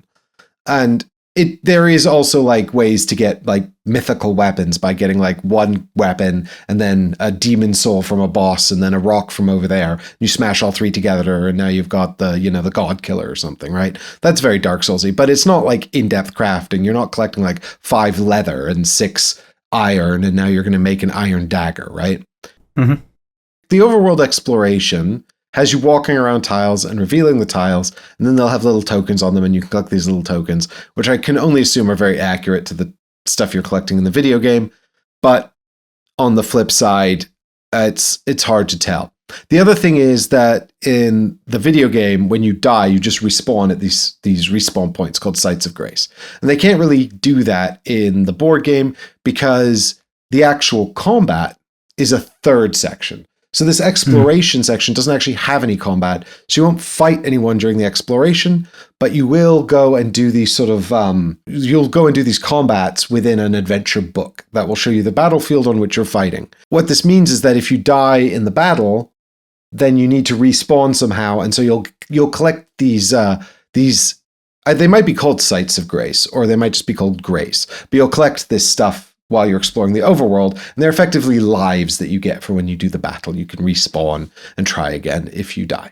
And then there's these battles, and it's very abstracted. So what you've got are these adventure books, which you open up, and then they've got the battlefield layout. And effectively, you're just on one side of the battlefield, and your opponents are on the other side of the battlefield. And if you're playing multiplayer, you'll each have your own battlefield. So you don't fight mobs together, you do your individual mob fights. But you'll team up and fight together against the boss fights when you do that. And their battlefields are much bigger, some of which even creating a single battlefield out of all 4 books that you get. You get 1 narrative book for each player because it goes up to 4 players. But then you might need all 4 narrative books even at 1 player because you have to use the 4 corners of the boss map. But for the mook fights, for the normal mobs, you'll just use your own book and you'll flip to it. And they're all kind of set up the same in that the battlefield is 2 halves, the player's half and the boss half or the mob half. And then the positioning is really about rows and columns. So you're moving forward and side to side. And this is important because, so it's like, it is like a grid, but functionally the rows don't matter too much, except that the row you're in will give you buffs. If you're in the back row, you'll get a plus defense. If you're in the front row, you'll get a plus critical. And then the middle rows do something else. The columns only matter because the way the attacks work is enemies will attack in their column or adjacent columns. So they're just looking at other columns to decide where they attack.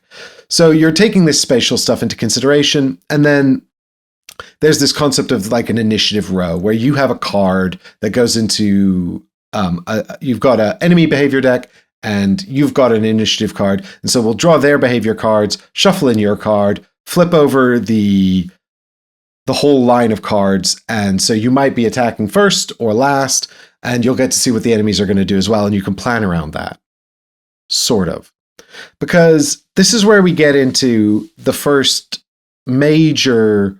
I mean, I had some issues with the narrative, which I might talk about a bit later. But Mark and I did the whole sort of opening tutorial, which takes you through this narrative section, an exploration section, a mob fight where you're fighting mobs, and then another narrative section, and then the boss fight. And that boss fight is intended to be the boss fight from the tutorial of Elden Ring, right? Mm-hmm. So it's that first boss fight I spoke about where traditionally in that video game, this boss would crush you, and then you would die and learn, oh, I'm in a dangerous game. And then you kind of spawn into the world proper and you can get on with your adventure. And that happens in like every FromSoft game. And so I don't know why they felt the need to sort of faithfully recreate that experience, because here it doesn't really make sense. You cannot mechanically in Elden Ring, the board game, die and then continue. Right. I mean, maybe once you're exploring the open world, you can. We didn't really get far enough in the game to explore the open world proper. We got to an exploration section where we were revealing these little tiles, and we were finding things on the tiles. But once we found a certain number, we would then proceed to the next set of this scripted story. And I didn't get a good sense of how much the exploration would be a part of it. Like, what we were exploring was not a persistent world because the tiles were dealt out at random. And the actual artwork on the tiles had almost no impact on where we were or what we were doing, right? They were just sort of generic Elden Ring-ish looking tiles. But it's in Elden Ring, it's a set world. It's a fixed world with very specific locations that you go to, And you might go into the big castle and fight the doomy guy, and he might just kill you a bunch, and then you decide, I'm going to come back here later when I'm stronger, And that's part of exploring the world. So here, there's not that sense of persistence. And it can be done. It was done in Seventh Continent. That's a fixed map, So I don't know why they've decided to do this random tile exploration layout and marry it to a choose-your-own-adventure. A choose-your-own-adventure book couldn't feel less Elden Ring-y. There's almost no text in Elden Ring. And I mean, there is, but it's all flavor text on weapons and things. You don't need to understand. It's kind of ironic, really, because you could go through the whole game and not read any of the text and still beat the game. But you won't understand basically anything that's happening unless you read the text and try to decode it, because the game does not give you anything, you know? Like, you get some sense of there are great demons and some tragedies happened and the world is something, but, you know, you might be able to sort of pick apart the lore if you really study all the flavor text, but otherwise it's very difficult to get a sense of what's going on at all, and that's very deliberate. That's a design choice, which is cool. But, like, there were two... So deciding to go for a narrative, choose your own adventure thing is very, very, very strange. And I do wonder if this persists throughout the entire game, because it just felt so out of place. And the way they were describing everything in the world was really odd, because, like, it's just a hard world to describe. It's very unusual. It's very alien. And I don't know how much of the lore FromSoft has even written. I imagine they've got a pretty comprehensive Bible, but I don't know that for a fact. And they definitely haven't published it, and I certainly don't know how much of that would have been shared with Steamforged. So, yeah, you know, I think probably they're just describing what they see in the video game. And it was not great. And they also did something that just really annoys me. This is just a pet peeve. It's mostly subjective. But, like, there was a corpse, and, you know, they're like, there's a skeleton of a dead adventurer. Do you want to look at it? And I was like, yeah, okay, I'll look at it. And they were like, you don't find anything, and you feel somewhat bad for trying to pilfer the corpse. Or for hoping to find valuables on the corpse. And I don't like when the game tells me what my intentions were and how I'm supposed to be feeling. You know, if I'm role-playing, I can make choices, you know, and you can tell me that I don't find anything, and maybe I will feel disappointed, you know, or you could tell me it's a trap, you know, although it's not nice to do traps without at least some telegraphing, because otherwise it's just mean. But my point is, like, it kept telling me how I felt about what I was doing, and also trying to prescribe my motivations, which I really dislike. And that's probably a subjective thing, but I think that might actually just be bad writing. So, I don't know. Leave a note in the comment below how you felt about that. But, you know, I think I can tell people how they felt about that. Yeah, they felt bad for trying to steal from the corpse, you know, and silly for being optimistic that the corpse might have anything useful, because that's what the script said. Yeah. So I wasn't very impressed with the narrative sections, and then they're sort of abruptly interrupted with this exploration section, which might have been more compelling if we had more of an idea about what resources we were gathering and what they were used for. And then we went to the combat section, which wasn't bad. There is two things I'll say about this. One, there is an instruction on the Stormveil Castle guard that their behavior card is to be kept face down so that you don't know what they're going to do. They've got like this keyword that says their card is face down. You don't know how they're going to behave, so you don't flip it up until you actually activate them, right? But the way the initiative deck works is that you shuffle all the cards together and then flip them all face up. So actually, you don't know what card is the guard card unless you flip it face up. Yeah. You would have to just flip cards face up and then stop and hope you hadn't already flipped up the guard card by the time you'd flip the others up. And I spent ages looking for like a generic guard initiative card, because that's how you do it, right? Like you just give them a generic initiative card, and then when that's resolved, you draw a behavior card. That's how you would randomize the behavior. But that initiative card did not exist anywhere. So it was an impossible to execute instruction. And I was like, oh, I think this might be an indication of the quality of this production. Having said that, the actual combat itself is resolved by playing cards from your hand. Those cards represent abilities, and you get those abilities from your weapons that you've equipped, as well as some of your character class and your levels. And then, although actually your levels are mostly manifested by, and so this combat system is completely divorced from anything you would find in their previous games that I'm familiar with. I haven't played them all. and also B, the action of the video game, right? Because you've got a deck of like modifier cards. And so when you do an attack, you flip over a modifier card and it tells you like how much damage you've done. Because effectively all the attacks are a little menu and you buy damage off of the menu using symbols that you're revealing in the modifier deck. And as you level up, you get to put more cards in the modifier deck. And you can also sort of manage it a bit. And my character's ability was to like sort of cycle some of the modifier cards in and out of their hands. So if I did a big miss, but with a card that was actually quite good, I could hold on to that card and cycle in maybe one that I'd had in my hand, which was also bad. But you don't typically have a hand of modifier cards. So there was like some interesting stuff going on there. And I really liked the idea of having the modifier deck and that representing your level and being able to upgrade those cards with more icons as you got stronger and stuff like that. So the actual combat system in that sense of playing the abilities was really good. Or at least promising and seemed cool and fun to run. I did not like the battlefield system. I thought it felt mostly inconsequential. Very often it was just a case of calculating where the enemy attacks were going to be and making sure you weren't stood in that column. There was not a lot of opportunity for moving around. That was quite difficult for my character. I can't remember which character I was, but Mark was the samurai, and Mark could move around like nobody's business and seemed to have really powerful attacks. So I don't think we had equally balanced characters. To be fair, if I could do my big combo, it did more damage than Mark, but quite frankly, I'd rather have the dynamic movement options that Mark had. But, you know, that's fine. I don't know why the combat of the mobs is individualized.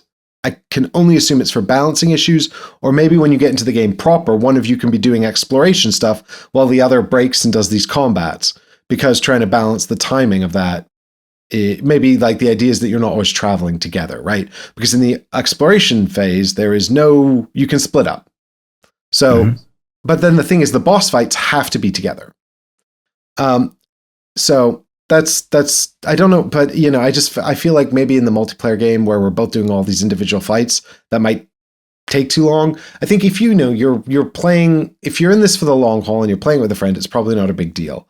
But you know, if you've got limited time and you're hoping to get some cool action in, and then you don't actually wind up doing that many fights while your friend is doing a bunch of fights, it's really going to drag out you just mooking around in the world while you're waiting for them to resolve all these combat rounds.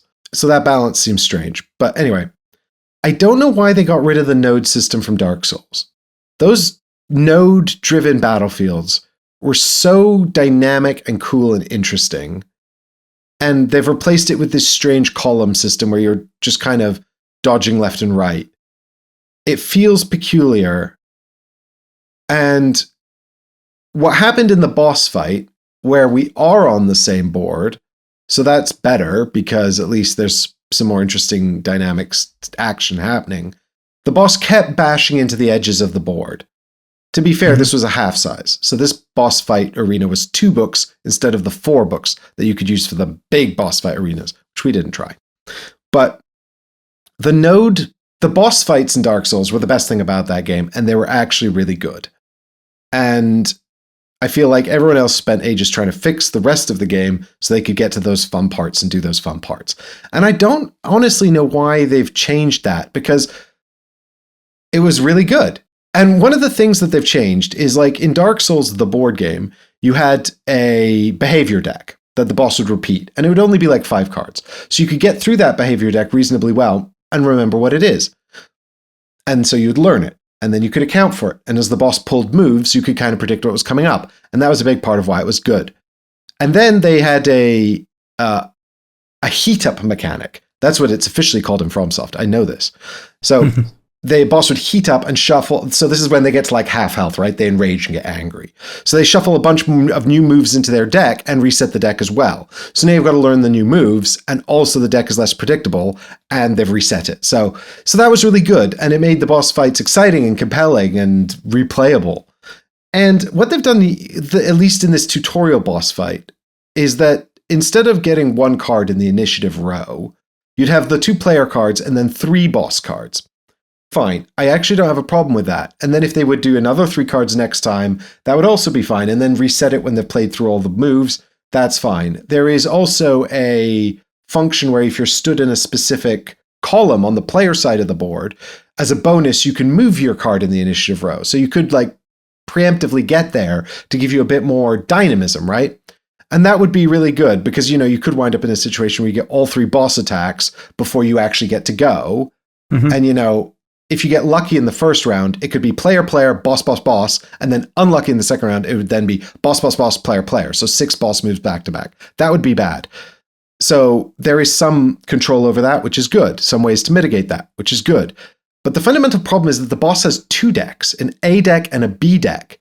And when you deal out those 3 cards for the boss, they're all the A cards, and then each A card is paired with a B card. So when you actually do the boss move, you do 2 cards. And the 2 decks are distinct and shuffled and paired randomly. So you can't learn its moves at all because you don't know which 2 moves it's going to pair together. Ah, right, yeah. And it doubles the problem of, the good turn, bad turn, because now you've got 12 cards to resolve before you get to act again. And even if you jump ahead of 1 card, it's still 10 cards before you get to act again. Like, it felt so random, and like, this is not a game where we can die and progress, which is what would have happened in the video game. In this game, we have to just keep going and just keep trying. Anyway, Mark and I did beat it on our 3rd try, but by that point we were like, this is just random and silly. It's not, we're not learning any of its behavior. We can't, like, by the 3rd game, we should have learned its moves and been able to mitigate them and gone, okay, it's done that thing. Now it's going to do this thing. Now it's going to do this thing. The other thing is it kept bouncing around the arena because the arena just wasn't really big enough or interesting enough. Like, I imagine this is maybe not a problem with the larger arenas, or at least I hope it's not. But thematically, it's odd as well because the boss could be right at the back of its arena in the top right corner. And so long as you're in the front row, you can hit it.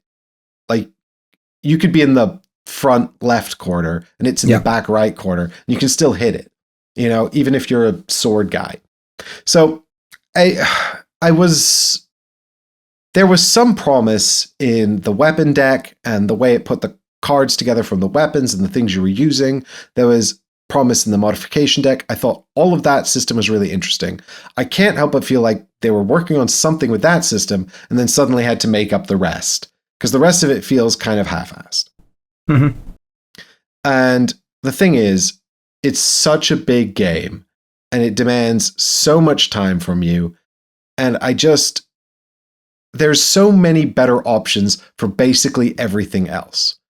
If you like the combat and the action and the sense of action in FromSoft, Dark Souls is better.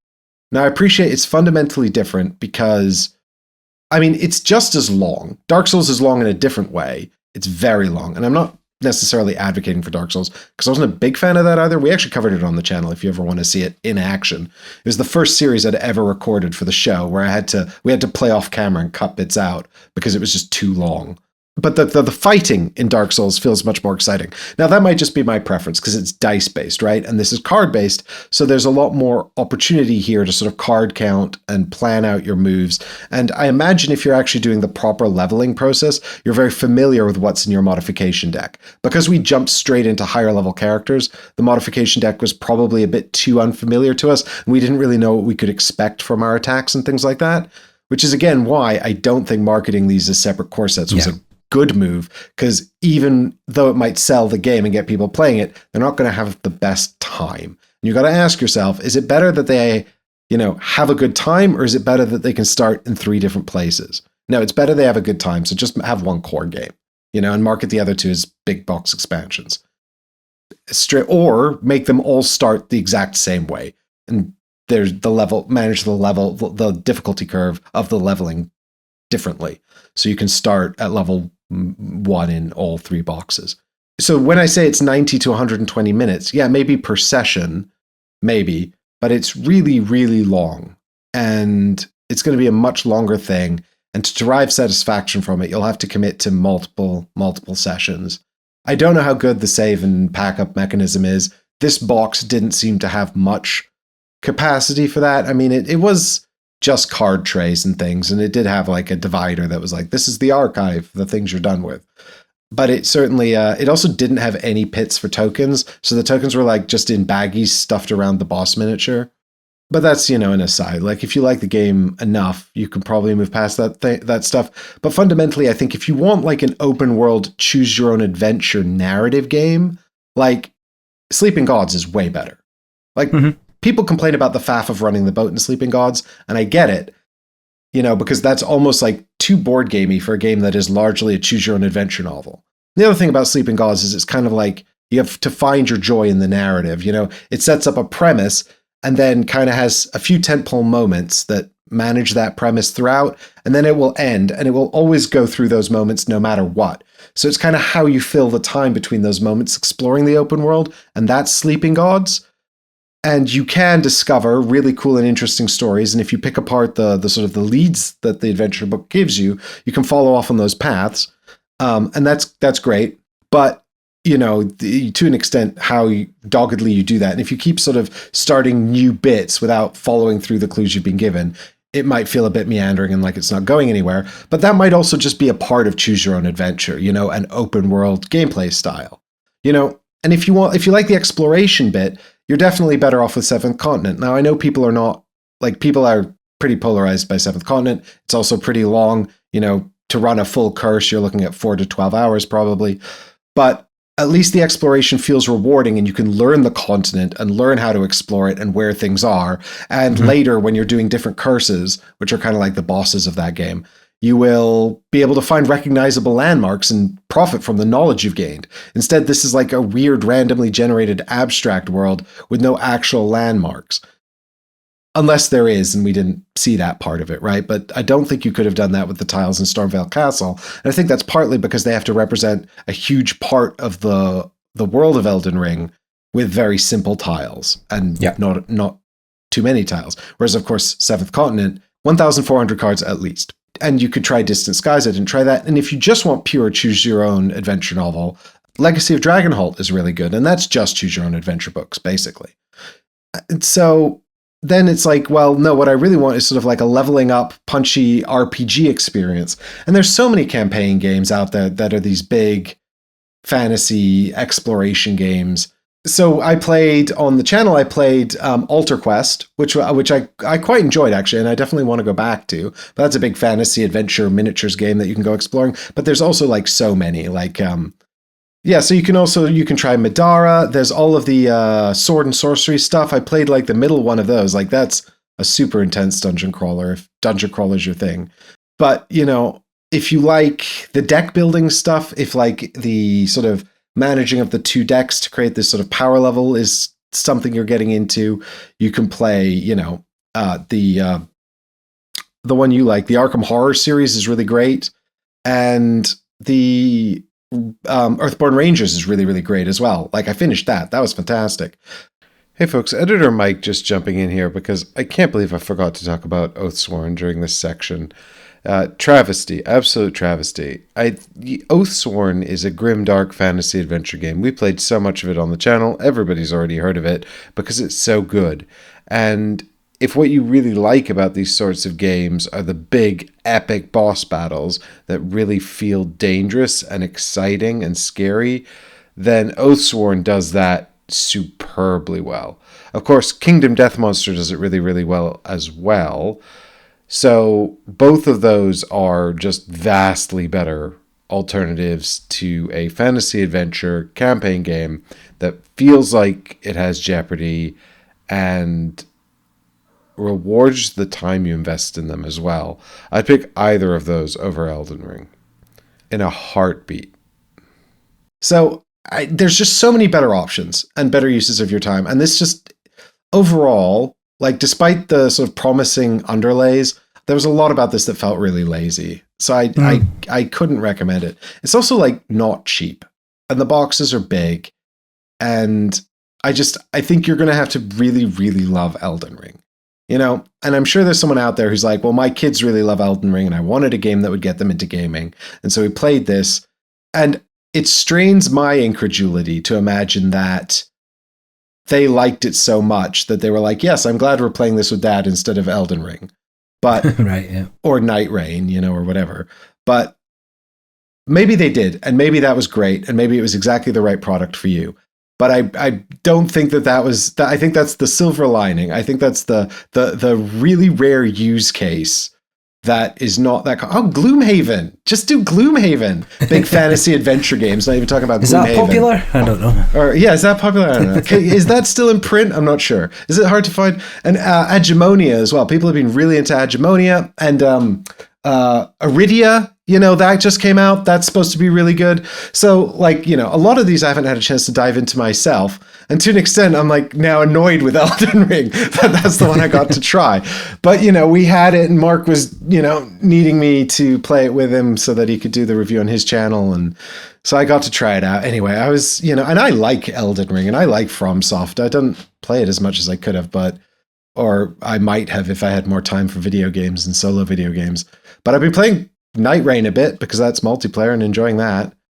So I was pretty primed. Like, I'm pretty much the right audience for this. Big campaign board game, cool leveling up mechanisms, gothic fantasy, choose your own adventure. I love that. I finished Sleeping Gods. I love Sleeping Gods. I'm excited by Distant Skies.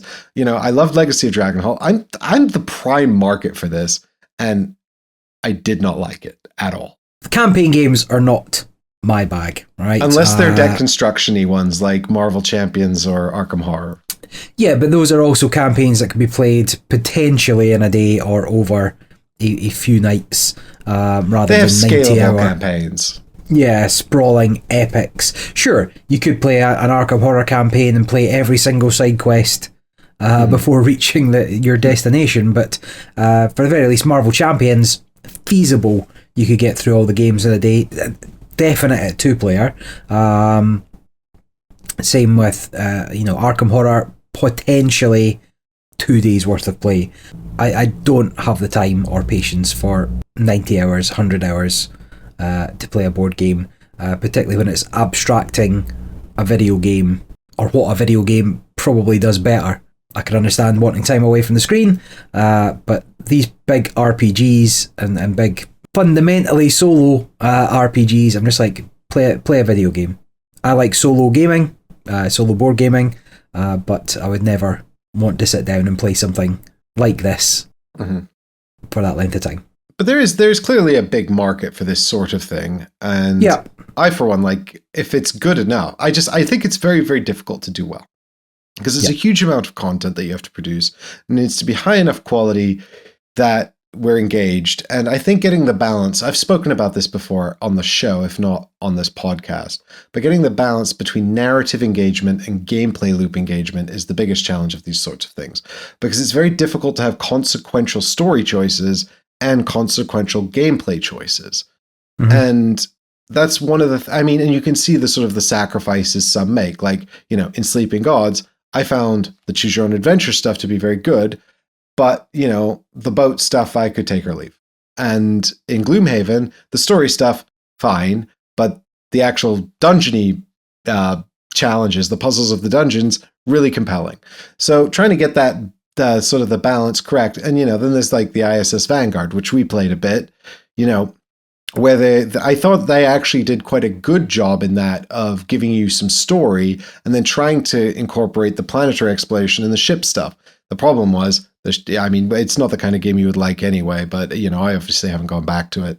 And I'm not massively excited about going back to it either. The problem was that the planetary exploration was not very exciting and was overly long and complicated. And the ship management stuff really just felt like kind of a complex tech tree to unlocking bits, although it was slightly more interesting.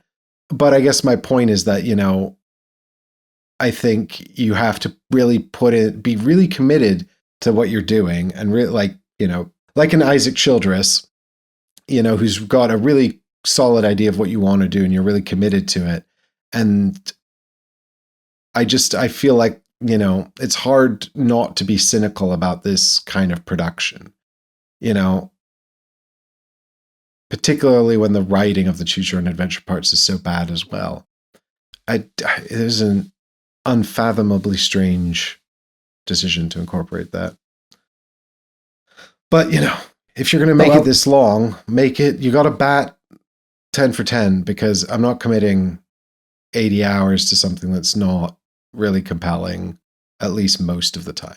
And I didn't play Dark Souls with all the problems it had, despite it being within my friend group and trying. The guy continually tries to get people to play it, and everybody's just like, nah.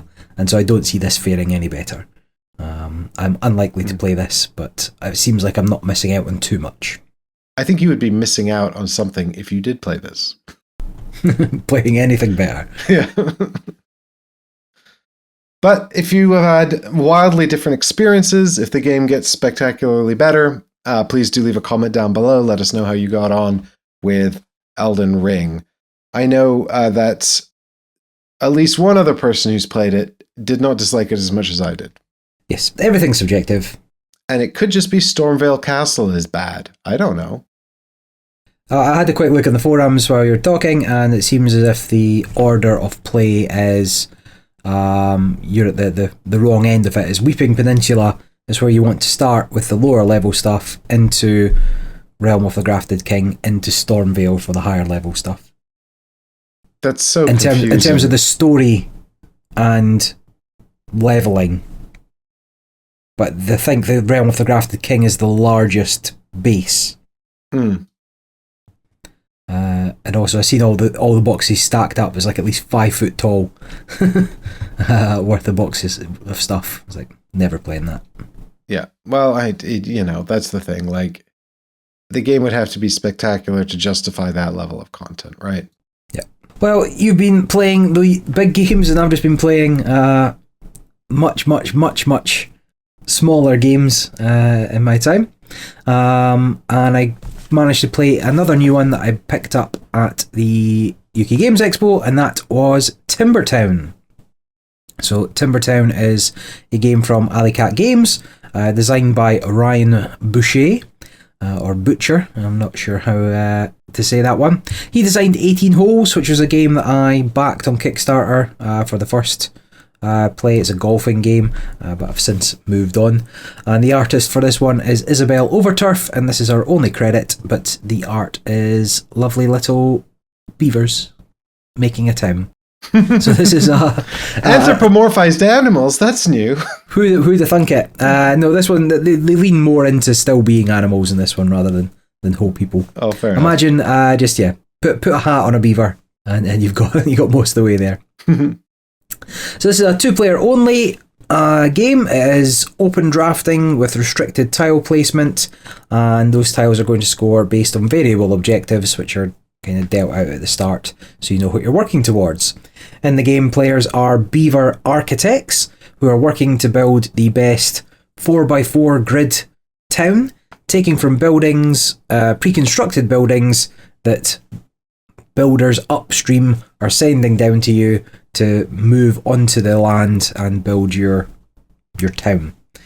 Gameplay wise, building tiles are added to a river, which pushes any tiles not taken each turn further down until they eventually float away if no player takes them. And the trick for the game is that there's some significant placement restrictions.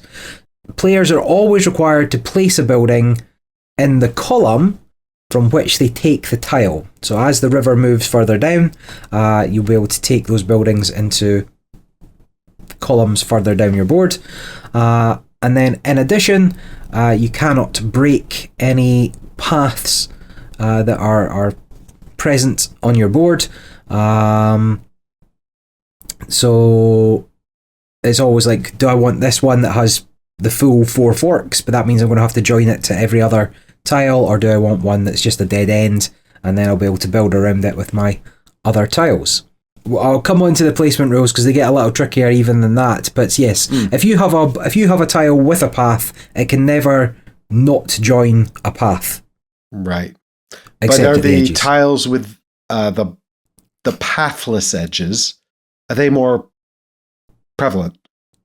They are. I've not gone through the full component list. I guess I'm wondering what the heuristic is. Like, are we looking at this and going, okay, this is 4, so it's 1 path per edge. So an edge of the tiles are square, and an edge is either pathless or pathed, and you must match them all up. And so I guess the question I'm asking is, do we understand that the pathless edges are generally easier to match up, or the pathed edges? And looking at the picture of the game here, I cannot tell. No, I would think it's about 50-50, to be honest. There are a lot of four-edged paths to go along with the... Mm-hmm. There's far fewer dead ends, let's put it that way. So really, the pathless edges are probably a bit more difficult to handle. Yes. Okay. To work around. So, gameplay's super simple. On your turn, you're either going to take a tile from the river and place it with those restrictions, and the column you've taken it from has to join on to anything that's adjacent to it. Or you can claim a tile to take as a bonus action in a future turn as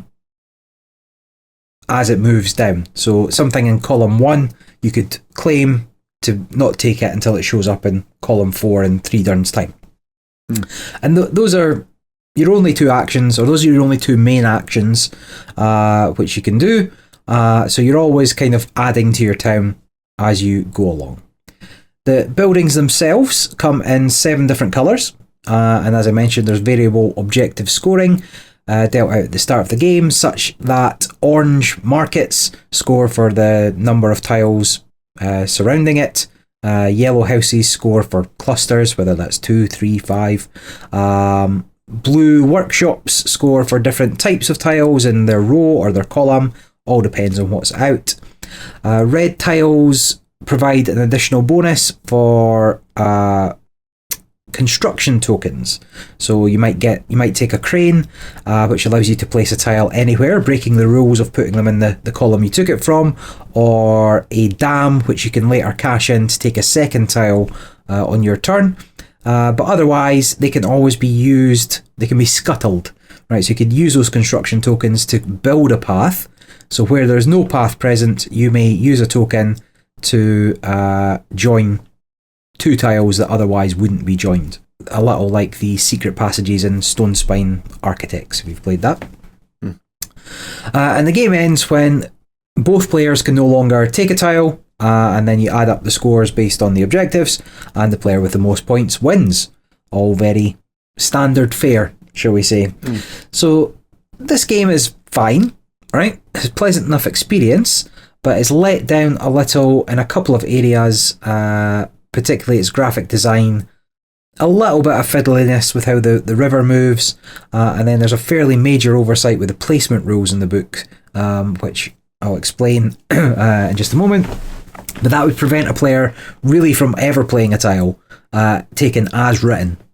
So the things I think you might want to know before getting into this game: the icons on the tiles are way too small. Right, the graphic design of them does not stand out at any kind of distance. You really struggle to see what it is, and the colours are way too similar in shade and tone. And I'm not colourblind. Even I'm looking at it. What colour is that? What building's that?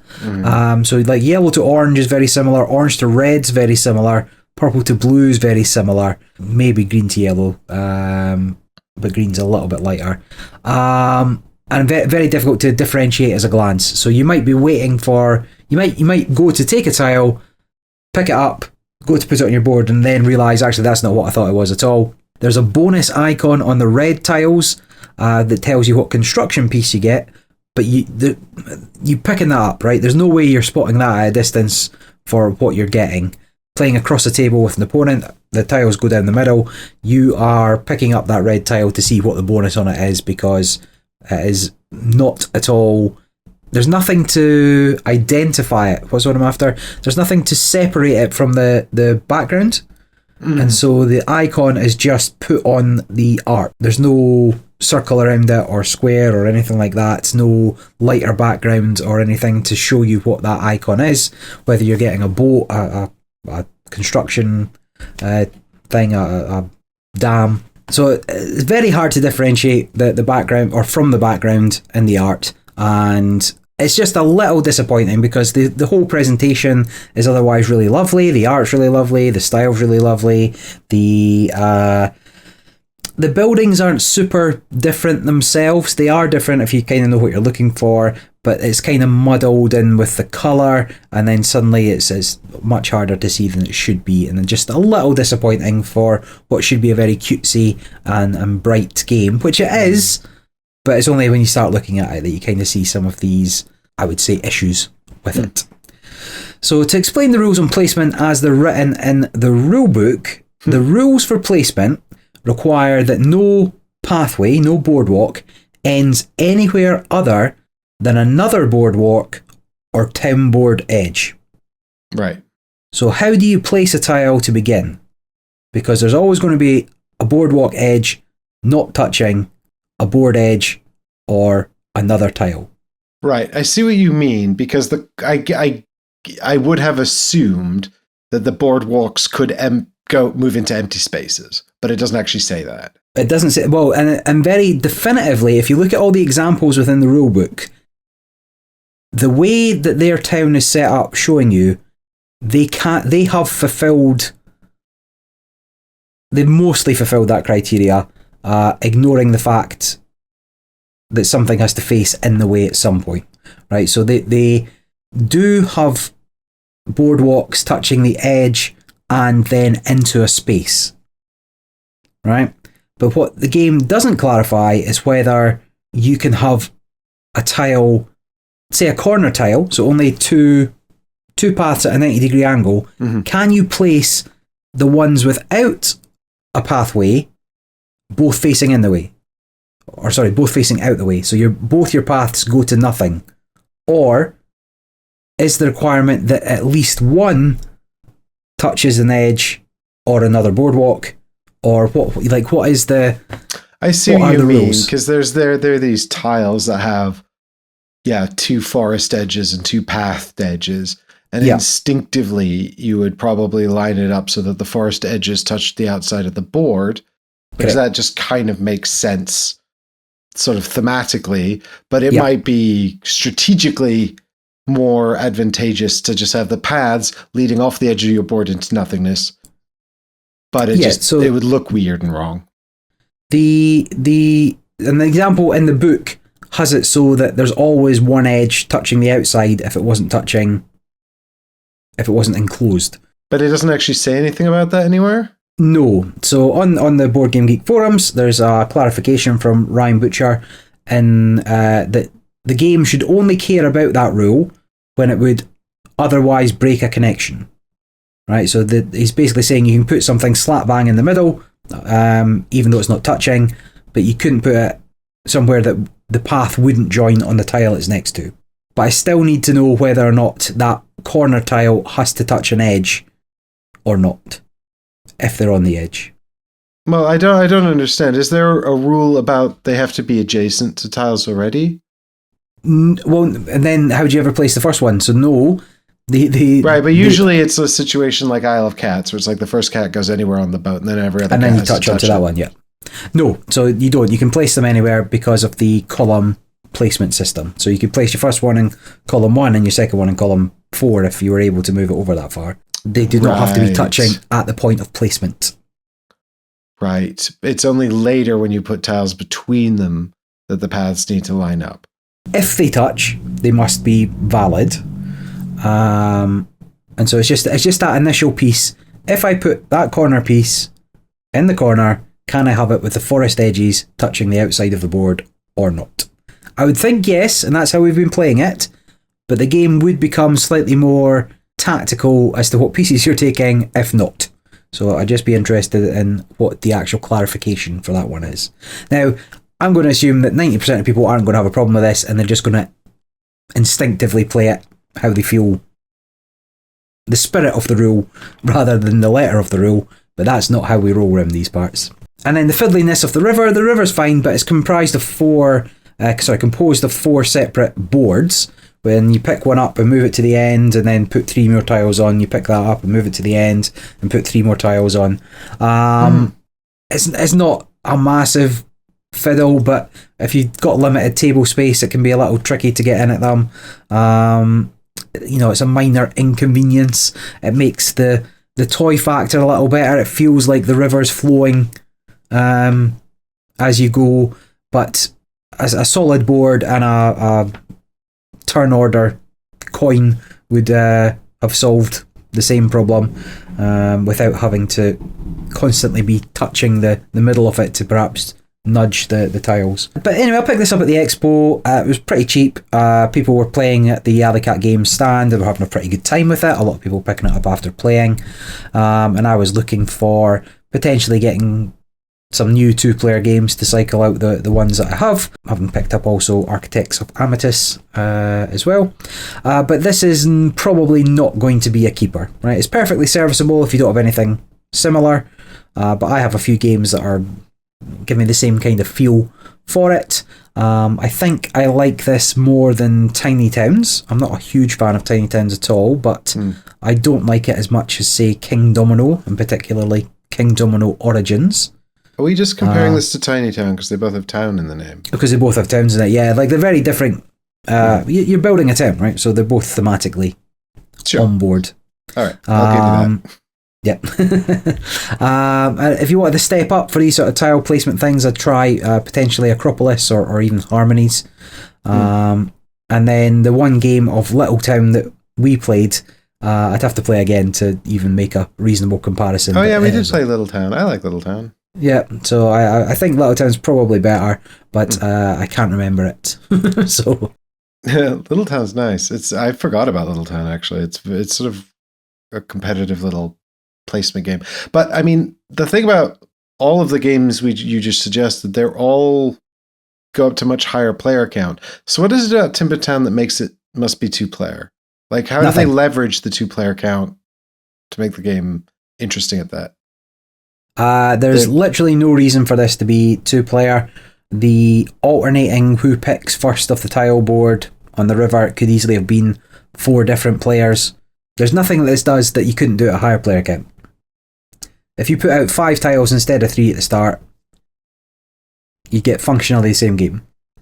Yeah, that's kind of what I'm getting from looking at it. So that's why I was curious about why they'd made it 2-player. Because typically, a 2-player game is more mean, right? Or it feels meaner because it's a zero-sum game. You know, everything I do to win or to further my cause, whether it's me earning points or causing you to lose points, is functionally the exact same. Mm-hmm. Whereas in a 3-player game, that dynamic is completely upset because if I take points away from you, I'm not furthering my own position, and I could actually also I'm actually helping myself less because I'm also helping the third player.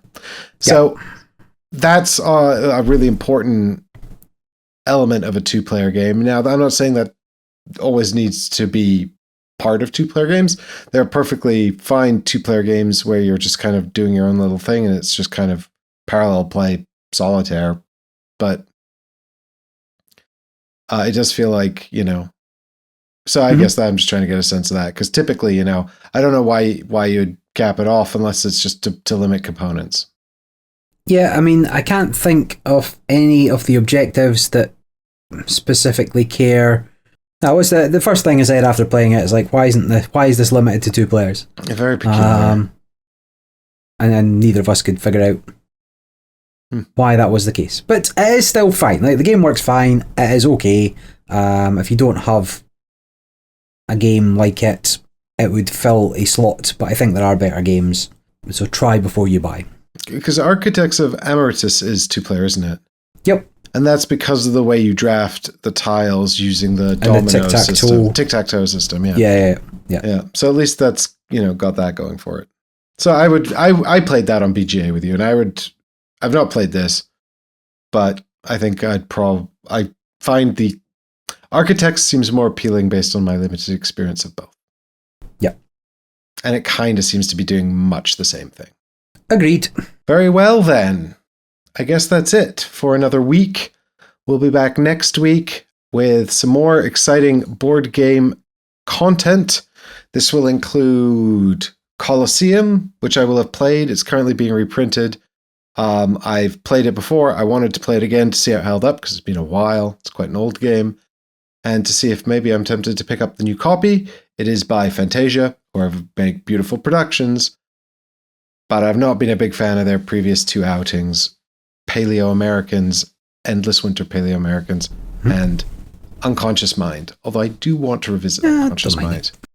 Yeah, it's not. I only played it the once at 4 players, and I think that was probably not the best experience. And I haven't played the expansions, so I do want to revisit that. But I will be trying to check out Haunted, Above and Below Haunted as well. I'm very excited about that. I've never played any of his games. What? But I will promise to play something higher than a Wait 2 game for next episode. You heard it here first. Barry's going to try Elden Ring. No! But thanks everyone so much for listening. If you found any of this content useful, please share it with the people who you think might get something out of it. And your likes and your comments are always welcome and appreciated. We read all the comments, and even if we don't have time to respond to them, we will at least read them and think about them. And of course, big thanks to the patrons who support the show and keep this content coming. We really appreciate you. You're the best. And that's it for me. Bye for now, everyone. Bye!